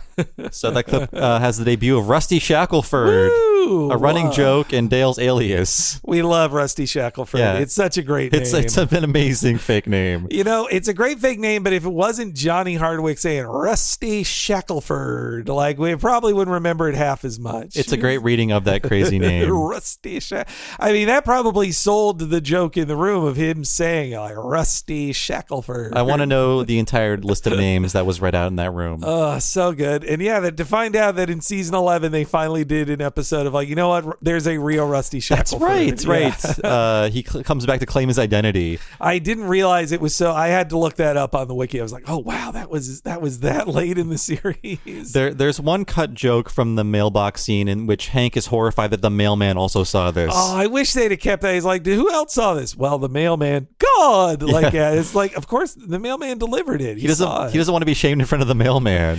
I also love Bill. Again, Bill protesting too much, but his saying, like, where my future children will someday play. It's a great version of that, like, whatever you do in your house is fine. He's like, no, what you do in your house is disgusting. Yeah, it's disgusting enough. Yeah, it's so good. This is pre-Peggy crush Bill. Yeah, it's true. He's not imagining his future life with Peggy yet. Yeah, he can't say, what, you want to leave Peggy and leave her all alone? I can't let that happen, Hank. So they go to the post office next. Dale and Boomhauer are there. He's trying to return everything, trying to get his equipment, as he calls it, magazines and equipment. Yeah, so I do think, though, I get that some free things would be sent to you, like mainly, though, catalogs. Like, actually, at that video store, I'd say quarterly there was a porno ordering catalog that would get sent. I saw that a couple times, but actually sending, like, plugs or wands and whatnot, like, those things aren't cheap. You don't just say. I could see maybe one or two companies would say, if we send it to him and he doesn't pay us for it, that we can bill him later or something, maybe. But I would think you just get a catalog, not the actual item. Yeah, I guess this was an era in which you were sent free samples in the mail. That's true, yeah. You could feel 3 kinds of softness. But those massaging ones, those weren't cheap. Yeah. You know? Or maybe they were and they just, like, scolded you or something. Yeah, man. You know, maybe it was a very cheap version being sent to Hank, perhaps. But the clerk can give Hank no real answers. He's like, you just need to you need to contact the company you buy your pornography from.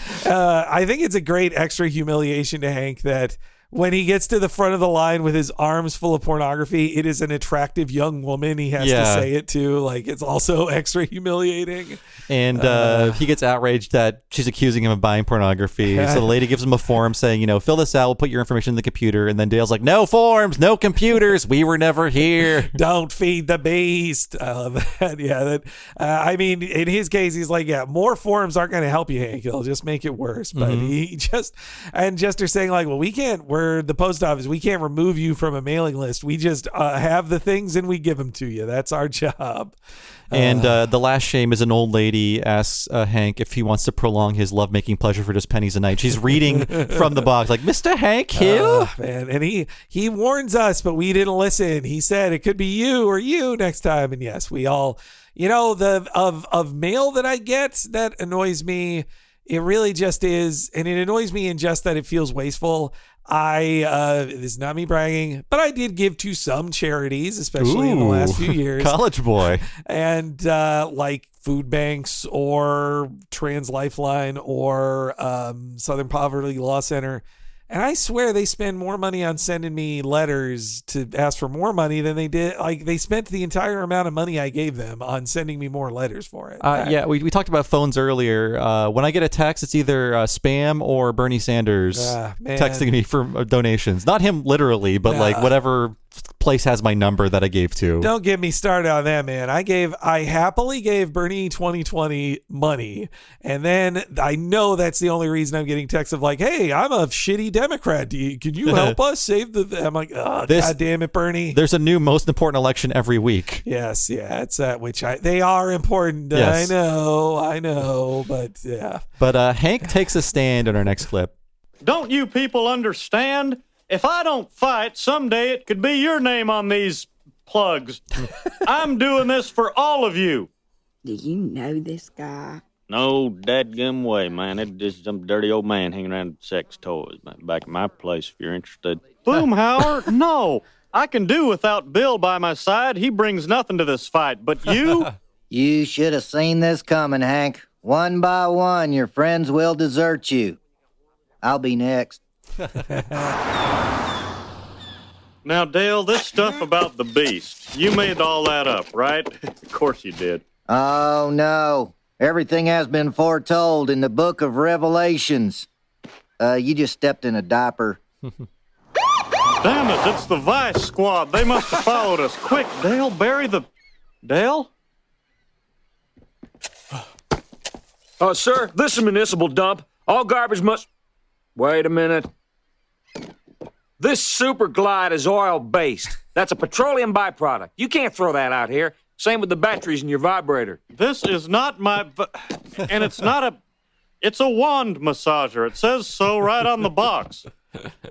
Oh, I love that. Yeah. Like I read that box like 1,000 tiny butterflies urging you to let go. And I was kind of shocked in 1998 they could say vibrator. Yeah, I am shocked. On a show like this, Man, on a cartoon. Definitely in Florida at the Spencer's Gifts, I remember my friend who worked there would joke of like, yes, we have several massaging wands we sell. You know, the Hitachis? They're not used for backs. Yeah, I'm sure it rubs it out great in your back, you know, really rubs it out. They'll just blast those muscles. Yeah, but you know, also that when they talked about the Chuck Mangione credit card, I also love the typeface on that. Yeah. Was so good. Yeah, 6 months with 0% interest feels so good. He's such a shill, but he'll get exploded soon. But yeah, everything was foretold in the Book of Revelations. He just stepped in a diaper. And Dale does abandon him next, as he predicted. Yeah, that's it's also funny. Hank says like, you know, Bill brings nothing. It's like, no, Bill actually secretly is your best friend in this thing. He has not gotten the tapes yet. But yeah, again, the only thing that feels different from 90s America to 20s America is this cop wouldn't know the rules. He would just say, well, you can't do this. Like, go away. Like, they wouldn't cite rules or say, like, this actually feels more like a 90s libertarian thing of like, hey, you can't fish here. You don't have a fishing license, or it's illegal. This is a garbage dump, but technically this garbage can't be here. It has to be there. Like, which I'm not saying there are rules like that, but I don't feel like they're enforced. Like, I feel like I could pour oil straight into a sewer in front of a cop, and the cop would just be like, whatever. I think in this case, for this scene, it's the cop is identifying items and making Hank even more embarrassed. He's not just saying, you can't bury that here. He's like, well, look at this lubricant. Look at this dildo you have. That's true, yes. Bringing up the oil-based lubricant, which, you know, water-based is a smarter tool, That's true. What are you doing, people? Yeah, come on. Figure it out. I guess, you know, it's the cheap ones getting sent to Hank here. He's getting the cheap oil-based. Though, perhaps in 1998, the technology wasn't as good for water-based Lube is so advanced these days. Ask your local lube salesman for more information. There's another mention of a computer because the cop asks for Hank's license. Like, I'm going to run you through the computer. And Hank is like, computer? Hank lies. He says he doesn't have his license. And I like how subtle this joke is because he's like, but I can tell you I was born in 1953. As a child, I was quite ill. He doesn't say my name is Rusty Shackelford, which would be a cheaper way to make that same joke, which is funny. But I like how it's dancing upon him admitting he's Rusty Shackelford. Just in case he needs to use it. I mean, also, too, this shows you how far Hank has been pushed. He's running from the police and evading arrest. This is not what Hank would do normally. I think this is like a pretty bold move for Hank at this point in the series. And I guess, too, this is where I remember another deleted scene from it that showed the line of what's too dirty for Fox. For sure. There's one more scene like that they will end up revising to be less dirty. But in the cut scene, the sex foam he sprays doesn't work. So he pulls out Benoit balls behind him and scatters them. And the mix of the balls and the foam causes the cop to slip. I didn't know what Benoit balls are. You put them in your vagina. That's what they are. I know it as a word. Yes, yeah. I didn't know it as a word. I'm like, I've never heard of this in my life. Though, I mean, the foam's slippery enough to explain the cop slipping and falling. But yeah, that felt like a line in the sand for Fox. Like, we're not. You can say massage or you can say vibrator. We're not having Benoit balls. Benoit in the screen. Balls, too specific. Yes. We're back in Luann's room. Her hair is fully braided, and she is doing like surprise party training with Bobby, where Bobby is like trying trying to figure out how to react. Like, how long have you been planning this? Oh my gosh. So good. And that, you know what? That practice shows off in the later bits of him going like, eh! Like that sound he makes. That's I guess what him and Luann agreed upon was the best. Like, I'm surprised noise. That's a great noise by Pamela Adlon. I might play it again later. And yeah, that's what that little scene is about. And then we cut to Peggy. She's having a great time driving along to Juice Newton's Queen of Hearts. And look up the video. It's very fun. It is fun. I did look up that. I never watched the video before. It's a lot of fun. And but she's very cute. I also love like Peggy. I mean, it is so perfect character thing of like Peggy is a woman who listens to a woman singing a country song and excitedly sings along, like, but says the words wrong. Like, I also love that. Like, Peggy says, you know, she isn't very smart, but it's actually knowing it ain't really smart. I know. She just like, but it's one of those things like, oh yeah, there's a bathroom on the right, not a bad mood on the rising. It's just you hear these in the pre-Google world. You don't have lyric sheets. You can't just. Google's killing lyric websites, by the way, now. Yeah. If you just search song lyrics, Google just puts them there. You don't even have to click on the website. It's killing them. I don't like that. I even noticed that with like, I wanted to look up old articles I did for a website you shouldn't go to, but on that website, I did do and got SEO rank on like best Spider-Man games. And when I Google that now, it just tells me what the 10 are at the top, like the 10 best Spider-Man games in this is like, they're not even clicking on my article. It gives you a summary, like, don't go to that website, read the summary instead. Yeah, here's the list now, or same with videos. It's like, oh, this video that said 10, here's each video, like pointed. It's Google, the beast has changed quite a lot in this time. I would jam out to Queen of Hearts in Grand Theft Auto San Andreas because it was on the country station. It's a classic. I'd say it's a classic. By old Juice Newton. So she stops and pulls over when she sees Hank standing in the bed of his truck covered in dump stains and holding a sign that says Boycott Arlen Video. And I love this camera move, which is like sophisticated for the show because what we see of Hank when it's established is we see him through the window of the truck. Or sorry, we see him through the window of the car. The car stops. Peggy gets out. The camera stays in the car as she walks up to Hank. Yeah. And the first few words of the scene are muffled because the camera is inside of the car still. That is really good. Yeah. That is very ambitious camera work there. I love that. And yeah, I mean, then seeing Hank as such a perfect crank who looks like one of a million people you see in the internet videos these days on Karen accounts, perhaps. Yeah. Yes. Or protesting in front of the gates of Walt Disneyland. Yep. Yeah.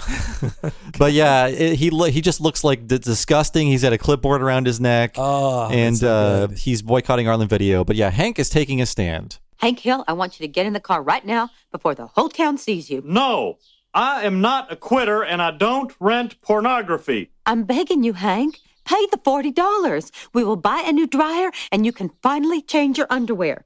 Honey, it's the right thing to do. Not until I prove my innocence once and for all. That's why I'm taking Arlen Video to small claims court, Peggy. I'm putting the whole system on trial. Oh, you have not heard a word I've said.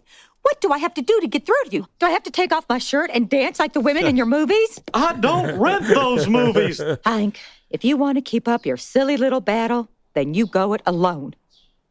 I am sorry.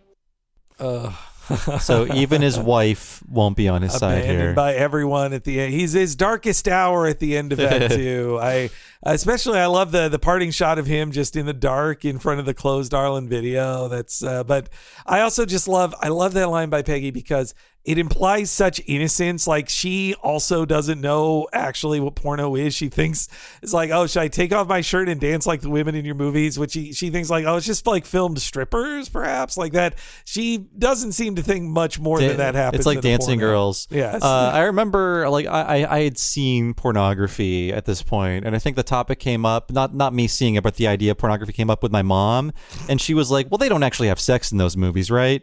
And I was like, no, they certainly don't. Wow, that's how innocent. Yes. Man, that's so crazy. Like, no, I fortunately never really had to talk about. You never talk about porno with your mom? You know, no. She did say like she would comment on erotic thrillers in theaters about like, well, you're not getting to see that kind of thing. But yeah, I kept that pretty private. I don't think I brought it up. No, my mom, I think the closest I can remember my mom mentioning that she saw the independent film Sirens and was shocked by how many naked women there were in it, which it's like a Hugh Grant and who else is in it? Portia de Rossi, and I think people rented it because like there's some supermodel does like her first nude scene in it or whatever. But that used to be a draw. It used to be a draw in a simpler time. Also all these jokes about like nudity and stuff. This is the pre Mr. Skin era, which was like you would be told, rent the movie Sirens, you'll see that supermodel naked, instead of just be like, well, just go to Mr. Skin and find the 40 seconds that actress is naked and do your business. Speaking of the beast, it's like, well, this actress was never naked in a movie, but we hacked her phone. Yes. So there's all of her nudes there. No, that's horrible. Yes. That's so horrible. I don't approve of that, by the way. No, that's awful. I feel very bad. That's just how easy. That's all your data is just available for anyone if anyone tries hard enough to get it. No, that's been the most depressing one of those. The thing I talked about later previously of doing like podcast research on a celebrity and then seeing naked pictures when I'm trying to find information on them. I feel the worst of like, I've seen those hacked pictures in there too. I was like, I never wanted to see these.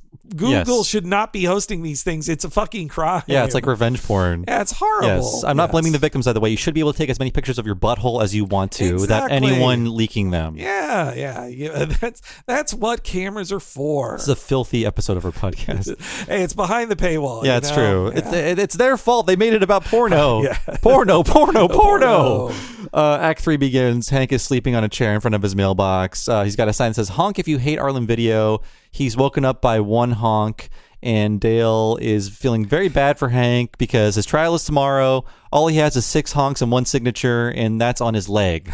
Dang taggers. So somebody graffito tagged Hank Hill while he was sleeping. And I love that Peggy has joined them in the drinking. Like she's this whole thing is frustrating her too. And yeah, she adds her "oh yeah" to the yep, mm-hmm. It's really sad. All he wanted was for his clothes to be dry. And Hank thinks he's got a supporter. He hears 3 honks, but it turns out to just be John Redcorn there to pick up Nancy. Heartbreaker by Pat Benatar is playing, and Dale laughs at Hank. Oh, that's so good. That's so funny. He thinks Redcorn is approving of him when he's just like saying, Nancy, come out here. We're gonna go fuck. Yeah. And Dale thinks the joke is on Hank. That's so fucking funny. So the next scene is someone leaves a stack of tapes on the Hill's welcome mat. Wearing little white gloves to not leave fingerprints. That's true. Very smart of Bill. And he rings the bell. The tapes are Cuffs and Collars, Jailbait, Hung Jury, and Illegal Entry. And Bobby is the one who opens the door, and he gets the wrong idea in our next clip. Mom! Look what Dad got me.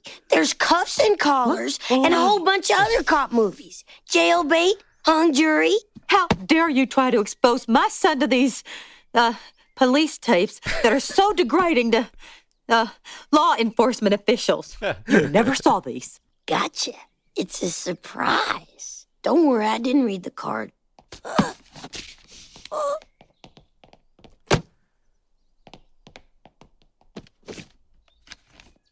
I believe you, Hank. The answer is in the tapes. A friend. I need these back when you're done. A friend. I love that second part of the note where it's like, well, yeah, I'm going to help you, but porn is expensive. Yeah, this stuff's expensive. It's part of my collection, too. You know what? Thanks to the Supreme Court ruling not too long after this episode, titles like Illegal Entry don't work anymore because sodomy laws were finally struck down. Oh, so, that's what that's a reference to. Okay, yes. Yeah, I mean, it goes, it's not just a gay thing. Was that like 2003 or something? I feel like it was 03 or something, which was insane. It took that long, and then it would be another like 11 years till gay marriage. But fortunately, after that, no more homophobia mainstreamed in America. It was all wiped out, thankfully. Yeah. There's a cut joke in this scene. Before Bobby enters, Hank is going over paperwork, and we find out that he's done a credit check on every employee of Arlen Video. He finds out that one of them has a Japanese car, and he goes, I can use that. That's a great line. So that's just damning evidence. Like a lot of places in America, there's probably still places like that, but in my hometown, if you had a Japanese car, it was a scandal. It was just like, they've got a foreign car. Maybe Hank thought it would help him with the jury, the character thing against Yeah, it's him. like, would you trust a man with a Japanese car? Oh, no. Yeah, and not in Texas. No way. And Honda is a great car. If I ever own a car again, it'll be a Honda. If I ever owned a car ever, it would probably be a Japanese car at this point. So Hank locks the door, closes the blinds, unplugs the phone in Luann's room. He's doing this all in Luann's room. That makes it extra funny that it's like he's doing this dirty business on Luann's bed. And that he also has to put down that he's like, I can't let my family photos see this and witness this. It's a great touch because they never took a family photo with Luann. So Luann has taped her head to a picture of Hank, Peggy, and Bobby. Oh, that's so good. A picture of her head. That's so funny that it's such a sad little thing about her. And Hank sighs. He pops in cuffs and collars. Then we cut to him grimacing and cringing at this plumber sex scene. At the start of it, like from the dialogue, people are seemingly still clothed. Like it hasn't. They say like, well, I'll show you where the leak is. Well, that could be where Bill left off. That's true. I'm not even thinking about this in VHS terms. You know what? Maybe, rewind. Be kind. Rewind. Maybe Bill actually left him at the best parts to lead him to it. He's like, if you just hit play on here instead of rewinding, you'll get to the key scenes. We don't know how long this took because a very funny joke covers that up. It's one of the most subtle and clever jokes. I love this joke so much. That's now very anachronistic and it's hard to explain to modern people, but an amazing time cut joke. Normally you cut to a clock, you fade to a later time. The clock is blinking 12 on the VCR because no one said it. We cut from it flashing 12 to it flashing 12 more.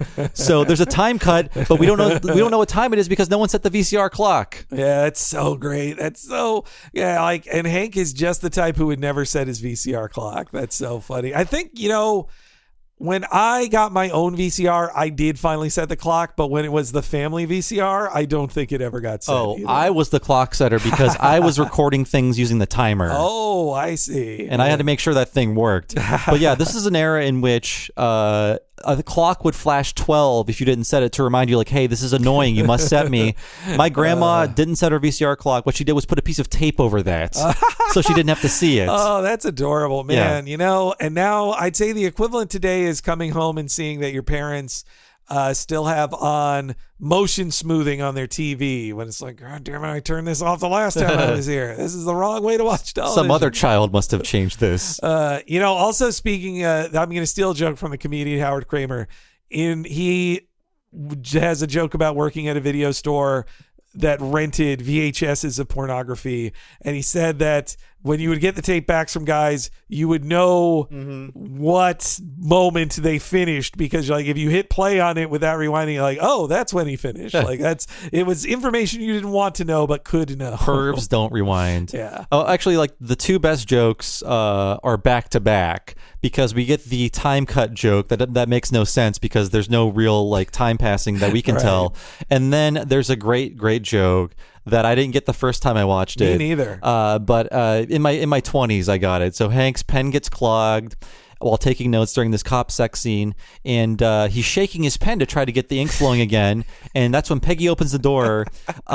She sees Hank doing this, and she goes, "Bobby, for the love of God, get out of the house!" And Bobby just goes, "Okay."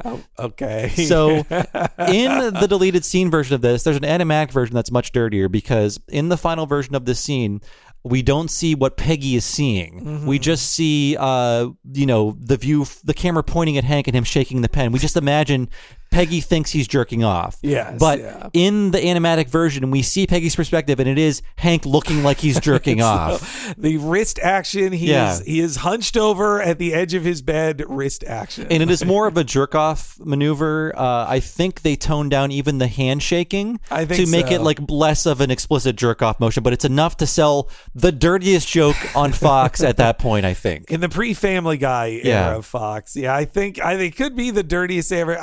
I would bet there was a negotiation with the censors of like his wrist can move twice, but not 3 times or something like that. A very careful dance. But this was on like after The Simpsons. I know, unbelievable. Yeah. So funny and dirty. And that, again, Peggy is scandalized that Hank is seemingly masturbating. It's so funny. But again, this episode ends. It's not commented upon, but Peggy thinks Hank was jerking off, and that he's a porn freak. Which he is. I mean, he is watching the porn. He is seeing people fuck in front of him.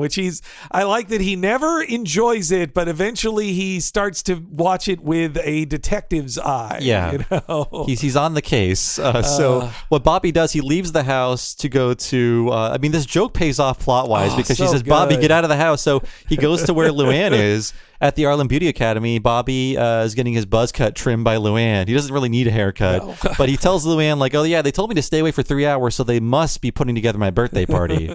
I love it. She goes like, "I'm still supposed to charge you for the shampoo." I got so good. So it's free haircuts on your birthday, but nothing else is free. Not great training for her as a barber, though. I feel like anybody can buzz cut somebody's head. Yeah. But, you know, this is why she didn't stick around in beauty school. Also, it's not good. She's too good for beauty school. Yeah. But in our next clip here, Hank finds a clue. Here, let me hold that. Thanks, officer. Say, are you a mounted police? Not yet. But a girl can dream. Wait a minute. That's it. That's it. Yeah, that's it. You are hereby ordered to pay damages in the amount of $1.50 and return the plaintiff's sunglasses. Next case. Hank Hill versus Arlen Video. Mr. Hill, you allege that you have been the target of systematic harassment at the hands of a major international computer conspiracy known as the Beast. That is correct, Your Honor. Mr. Hill, why don't you just pay the $40? Because I did not rent the tape, and I can prove it. I love court scenes in King of the Hill. The one I'm thinking of that I like even more than this one is the low flow toilet episode. Oh, right. Where Hank has to prove they're not efficient, and by doing so, he's outing Peggy as taking huge dumps. Right. Oh, God, that's such a good one. I forgot. Like some of us have to flush 7 times. Oh, fuck, that's funny. Yeah. Man, that's that he has to humiliate his wife.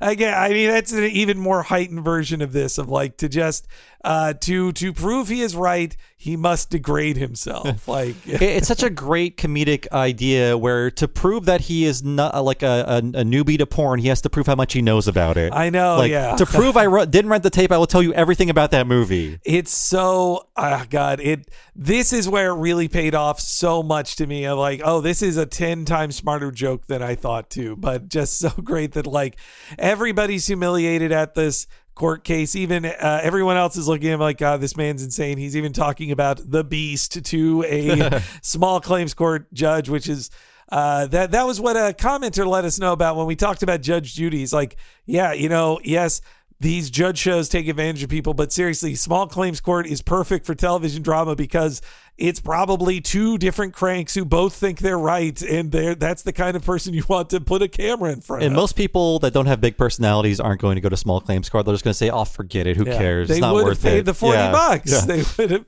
have. Hank is giving up hours of his life, days, to prove this rather than pay $40 on a thing. That's so good. And by the way, the judge in a very small role is played by the late Lynn Thigpen. She was in a ton of stuff, a character actor, but we know her best as the Chief. Thank you. In the early 90s kids game show, Where in the World is Carmen Sandiego? All right. That was her. Thank you, Bob, because I actually, as you were you maybe saw me typing, I went to the IMDb for this because I was like, wait, isn't that the Chief? It's the Chief, yeah. There she is right there. Man, it didn't hit me during the episode. Imagine she's talking to Gumshoes and not Hank. It's funny. This is her in her much more buttoned down role than saying like, listen, Gumshoe. By the way, Carl Tart does one of the funniest impressions of the Chief out there. Really? He plays on Comedy Bang Bang, that comedy podcast. He has done the Chief character, and really? He's very funny. I'm sure Scott Aukerman is just confused. Yes, yeah, because it's a 90s reference, and he was like 25 when that series. He was writing for Mr. Show when that show was on TV. There's a great Defunct Land episode about that series. Oh, yeah. If you want to learn more about it. But I liked it as a kid. I didn't know I was secretly learning. That Thigpen lady, she ties it all together. If you take the Chief out of that, I mean, the host is also really good too, But I think you need the chief ordering around these kids, telling these gumshoes what to do. Can't even think of what the host looks like. It's all about the chief for me and the cartoon villains. He's like a white guy with a kind of an Eddie Munster, just a high forehead. Okay. I want to say. I remember a hat on that man. Sure, he'd wear a hat too. When of course we all remember Rockapella. Oh, geez, how could we forget? But anyway, so Bobby and Luann, they've returned home. Nobody is there. There's no one parked outside. Bobby doesn't know where the magician could have parked. Oh, that's so good. This whole sequence is so fucking funny. Yeah, I want to hear the sound again. Yes. That sharp, like, bleh. It's so good. And just also the animation on like how he jumps in like his hands out, like kind of crouched over.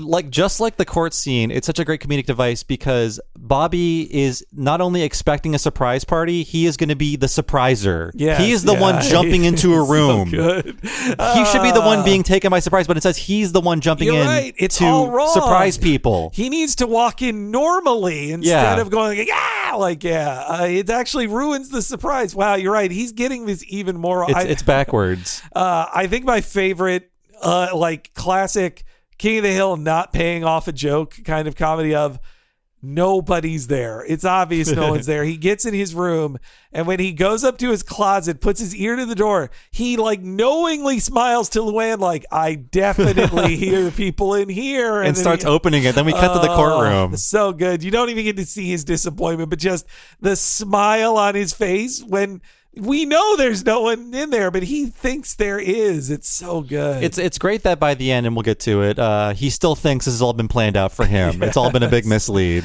And it all pays off. He learned nothing about pornography. He stayed innocent. So in our next clip here, Hank delivers some porn facts.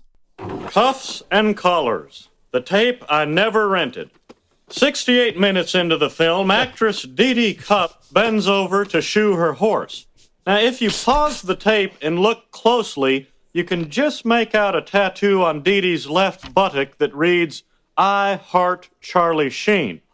Mrs. Cupp also makes an uncredited cameo in Jailbait, a tape which marks veteran porn star Fernanda Valley's return to the adult film industry on the occasion of her 18th birthday. Now, at the 70-minute mark, Dee Dee bends over to shoe a donkey. What do we see on her left buttock? Nothing. There is no tattoo.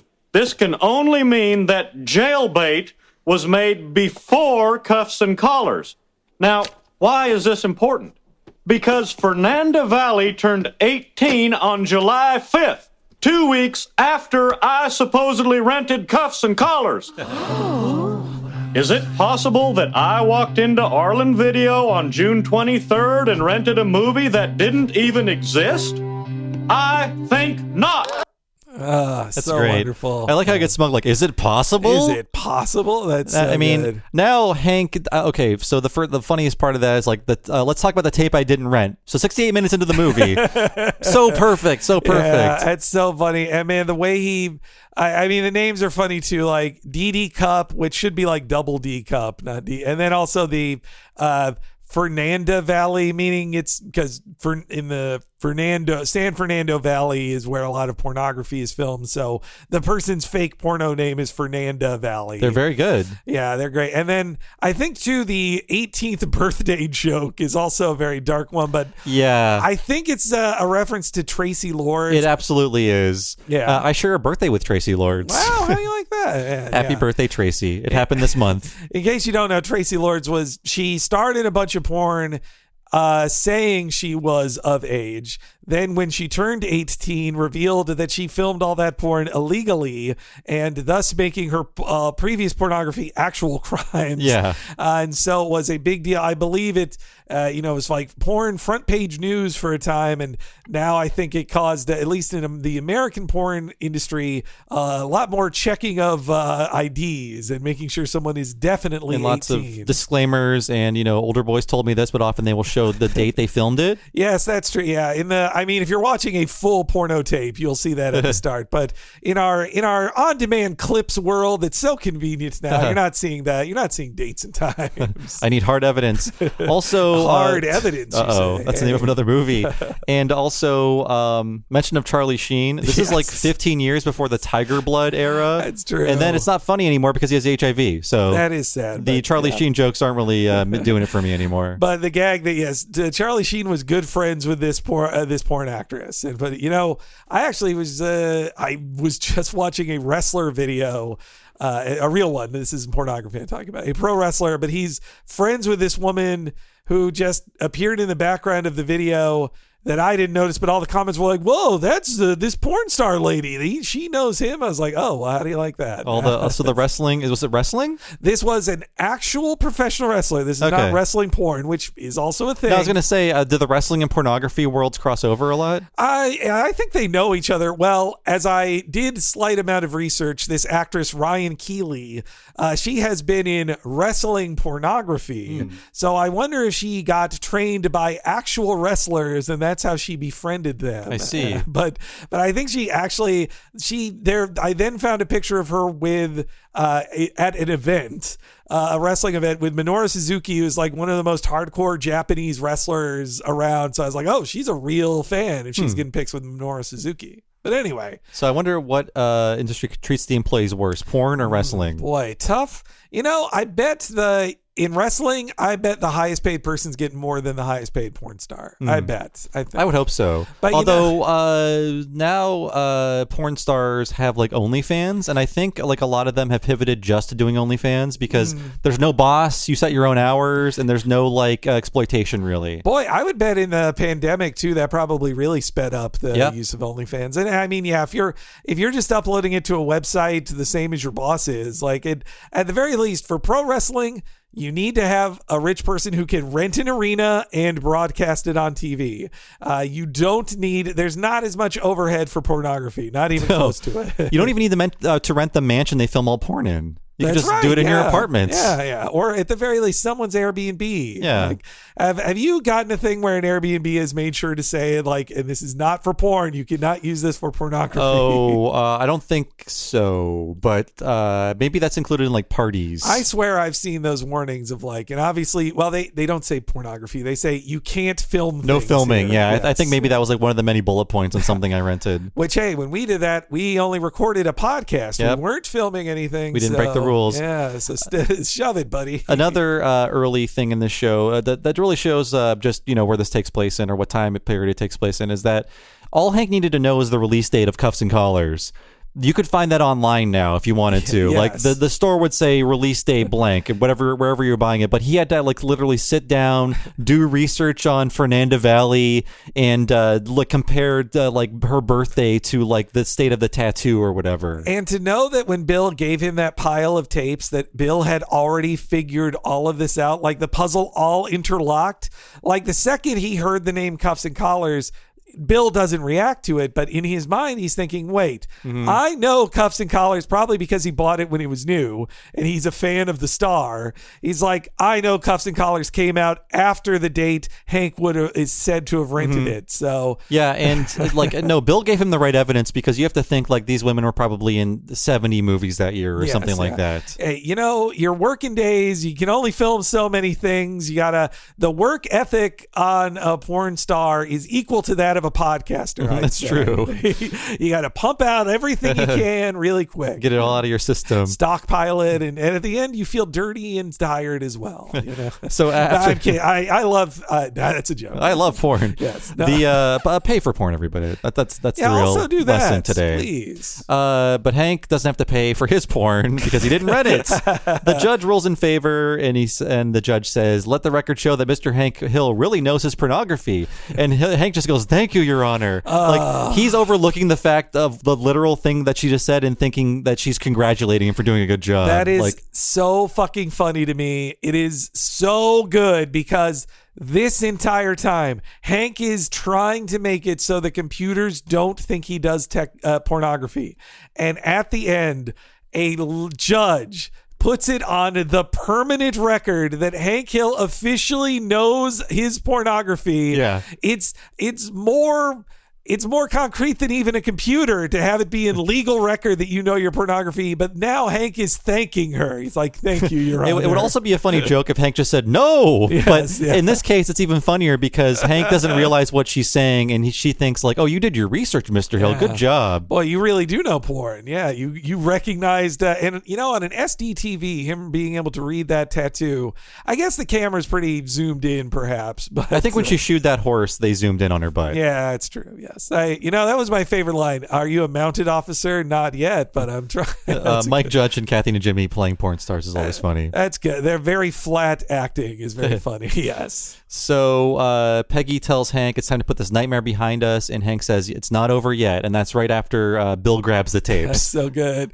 I think it's obvious after the fact, but I love the reveal of like, oh, they were Bill's porn the entire time. Of course they're Bill. He would be the porn freak in the alley. I mean, I assume Boomhauer has almost as much porn. I bet he has a healthy collection, but also like he does have a swinging singles life, so he doesn't have as much time for the porn. He's making porn. Remember the camera? Oh, that's right. That's where the news clip comes from. That's right. Yeah. So my. So we cut to the Megalomart. The clerk is once again signing them up for a line of credit. This time they're approved because the computer gave them the smiley face. That's so funny. Like, yep. See, the computer told me this. Like, I can't. It's good. It's either a smiley face or a frowny face, and then Hank happily wheels a dryer out of the store, and then we get our final clip of this episode. I can't believe they forgot my birthday. Oh, don't worry. They still got a whole month to remember. You got me, Luann. You knew the whole time, didn't you? Yeah. Yeah. I don't believe it. A dryer. It's perfect. Yep. This is the best birthday ever. Great ending, because all Hank hears is Bobby saying, a dryer, it's perfect. He's like, yes, it is, son. It is perfect. He doesn't realize Bobby thinks that he's getting a present. Bobby hugs the dryer. It's also sweet because like Bobby, I hope actually gets in a month a real birthday present, and it's like, oh, okay, I get but maybe Hank and Peggy are like, well, if he thinks that's his birthday present, let's save ourselves some money, not buy a real birthday present. We'll have an extra $80 in the bank account next month. That's so, I mean, just the way he hugs it is so funny. And also, yeah, what a great victory for Hank. He gets to now have debt with Megalomart, and they have more information on him by being a credit card user at that place. I just realized that by doing this podcast, we were put in the same position as Hank, and that we had to talk about how much we know about pornography. That's true. Yeah. But remember, an older boy told us all of this. Yeah, we don't know these things. Exactly. People on Reddit had to explain that porn star to me. Yeah. I'd ask a lot of questions. But yeah, I my last thought I wanted to share was I do think that the cashier who ran the place, who, since he was the defendant in the courtroom, I think he must be the owner of Arlen Video too. I think he or another employee thought Hank was a lame guy, or Hank probably like pissed off the employee through something, and to get back at them, they fake rented a porno tape on his account to mess with Hank later. Like I could see a disgruntled employee doing that. It could be foul play. You never know. I think so. I now, with all my life experience, I do not think this was a computer error that started all of this. I think it was spite. A spite of some employee of Arlen Video. Hank pissed him off, and they got back at him by fake renting a porno on his account. I believe the beast is real. Yeah. And some missed keystroke destroyed his life. And he finally got back his dignity at the end by watching hours of pornography. And by having a courtroom full of people see how much he knew about pornography. I also love he takes a Polaroid of the screen too, because that's what you had to do then. That's so great. And you know what? We're doing that today because no streaming service lets you screen cap anything anymore. So it's like, if I want to take a picture of this funny screen cap, I gotta put my phone up to the TV like an idiot. When occasionally I've wanted to be like, well, I want a video of this like Pinocchio scene, for instance. I just went to YouTube because I couldn't, it wouldn't record my screen on Disney Plus. So YouTube will let you still. YouTube, and I hope YouTube never takes away screen recording. Just let us take a fucking screen. We're gonna post clips and screenshots no matter what. Yeah, it's who cares, man? Porn stars, they put everything on their Twitter pages. That's true. They're not worried about it.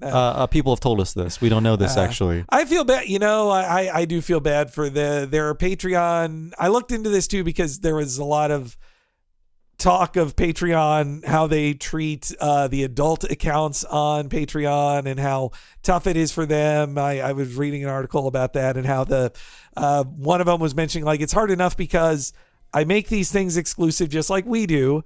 And for say if you just have pictures of your naked body that are exclusive to people, it is instantly if you're popular enough to be a popular Patreon person for that, there's obviously going to be people oh, okay, cool, there's my pictures and on Reddit, there you go, or just on some other site, and just take away all the value of the product the person made on their adult Patreon. There's also a lot of legal stuff happening now because of Sesta Fosta, and it's right. that was a law to try to fight online sex trafficking, but it also destroys the lives of legitimate sex workers and people trying to make their own pornography and stuff like that. It's too complicated to go into on this podcast, but if you want to learn more about it, you can look it up online. It's not a good thing. President Trump signed into law. It can't be good, right? Yeah, but as a person on Patreon, I feel camaraderie with the adult-only accounts that are just trying to do the same as we are. But we're trying to sell our smut all over the place to your children.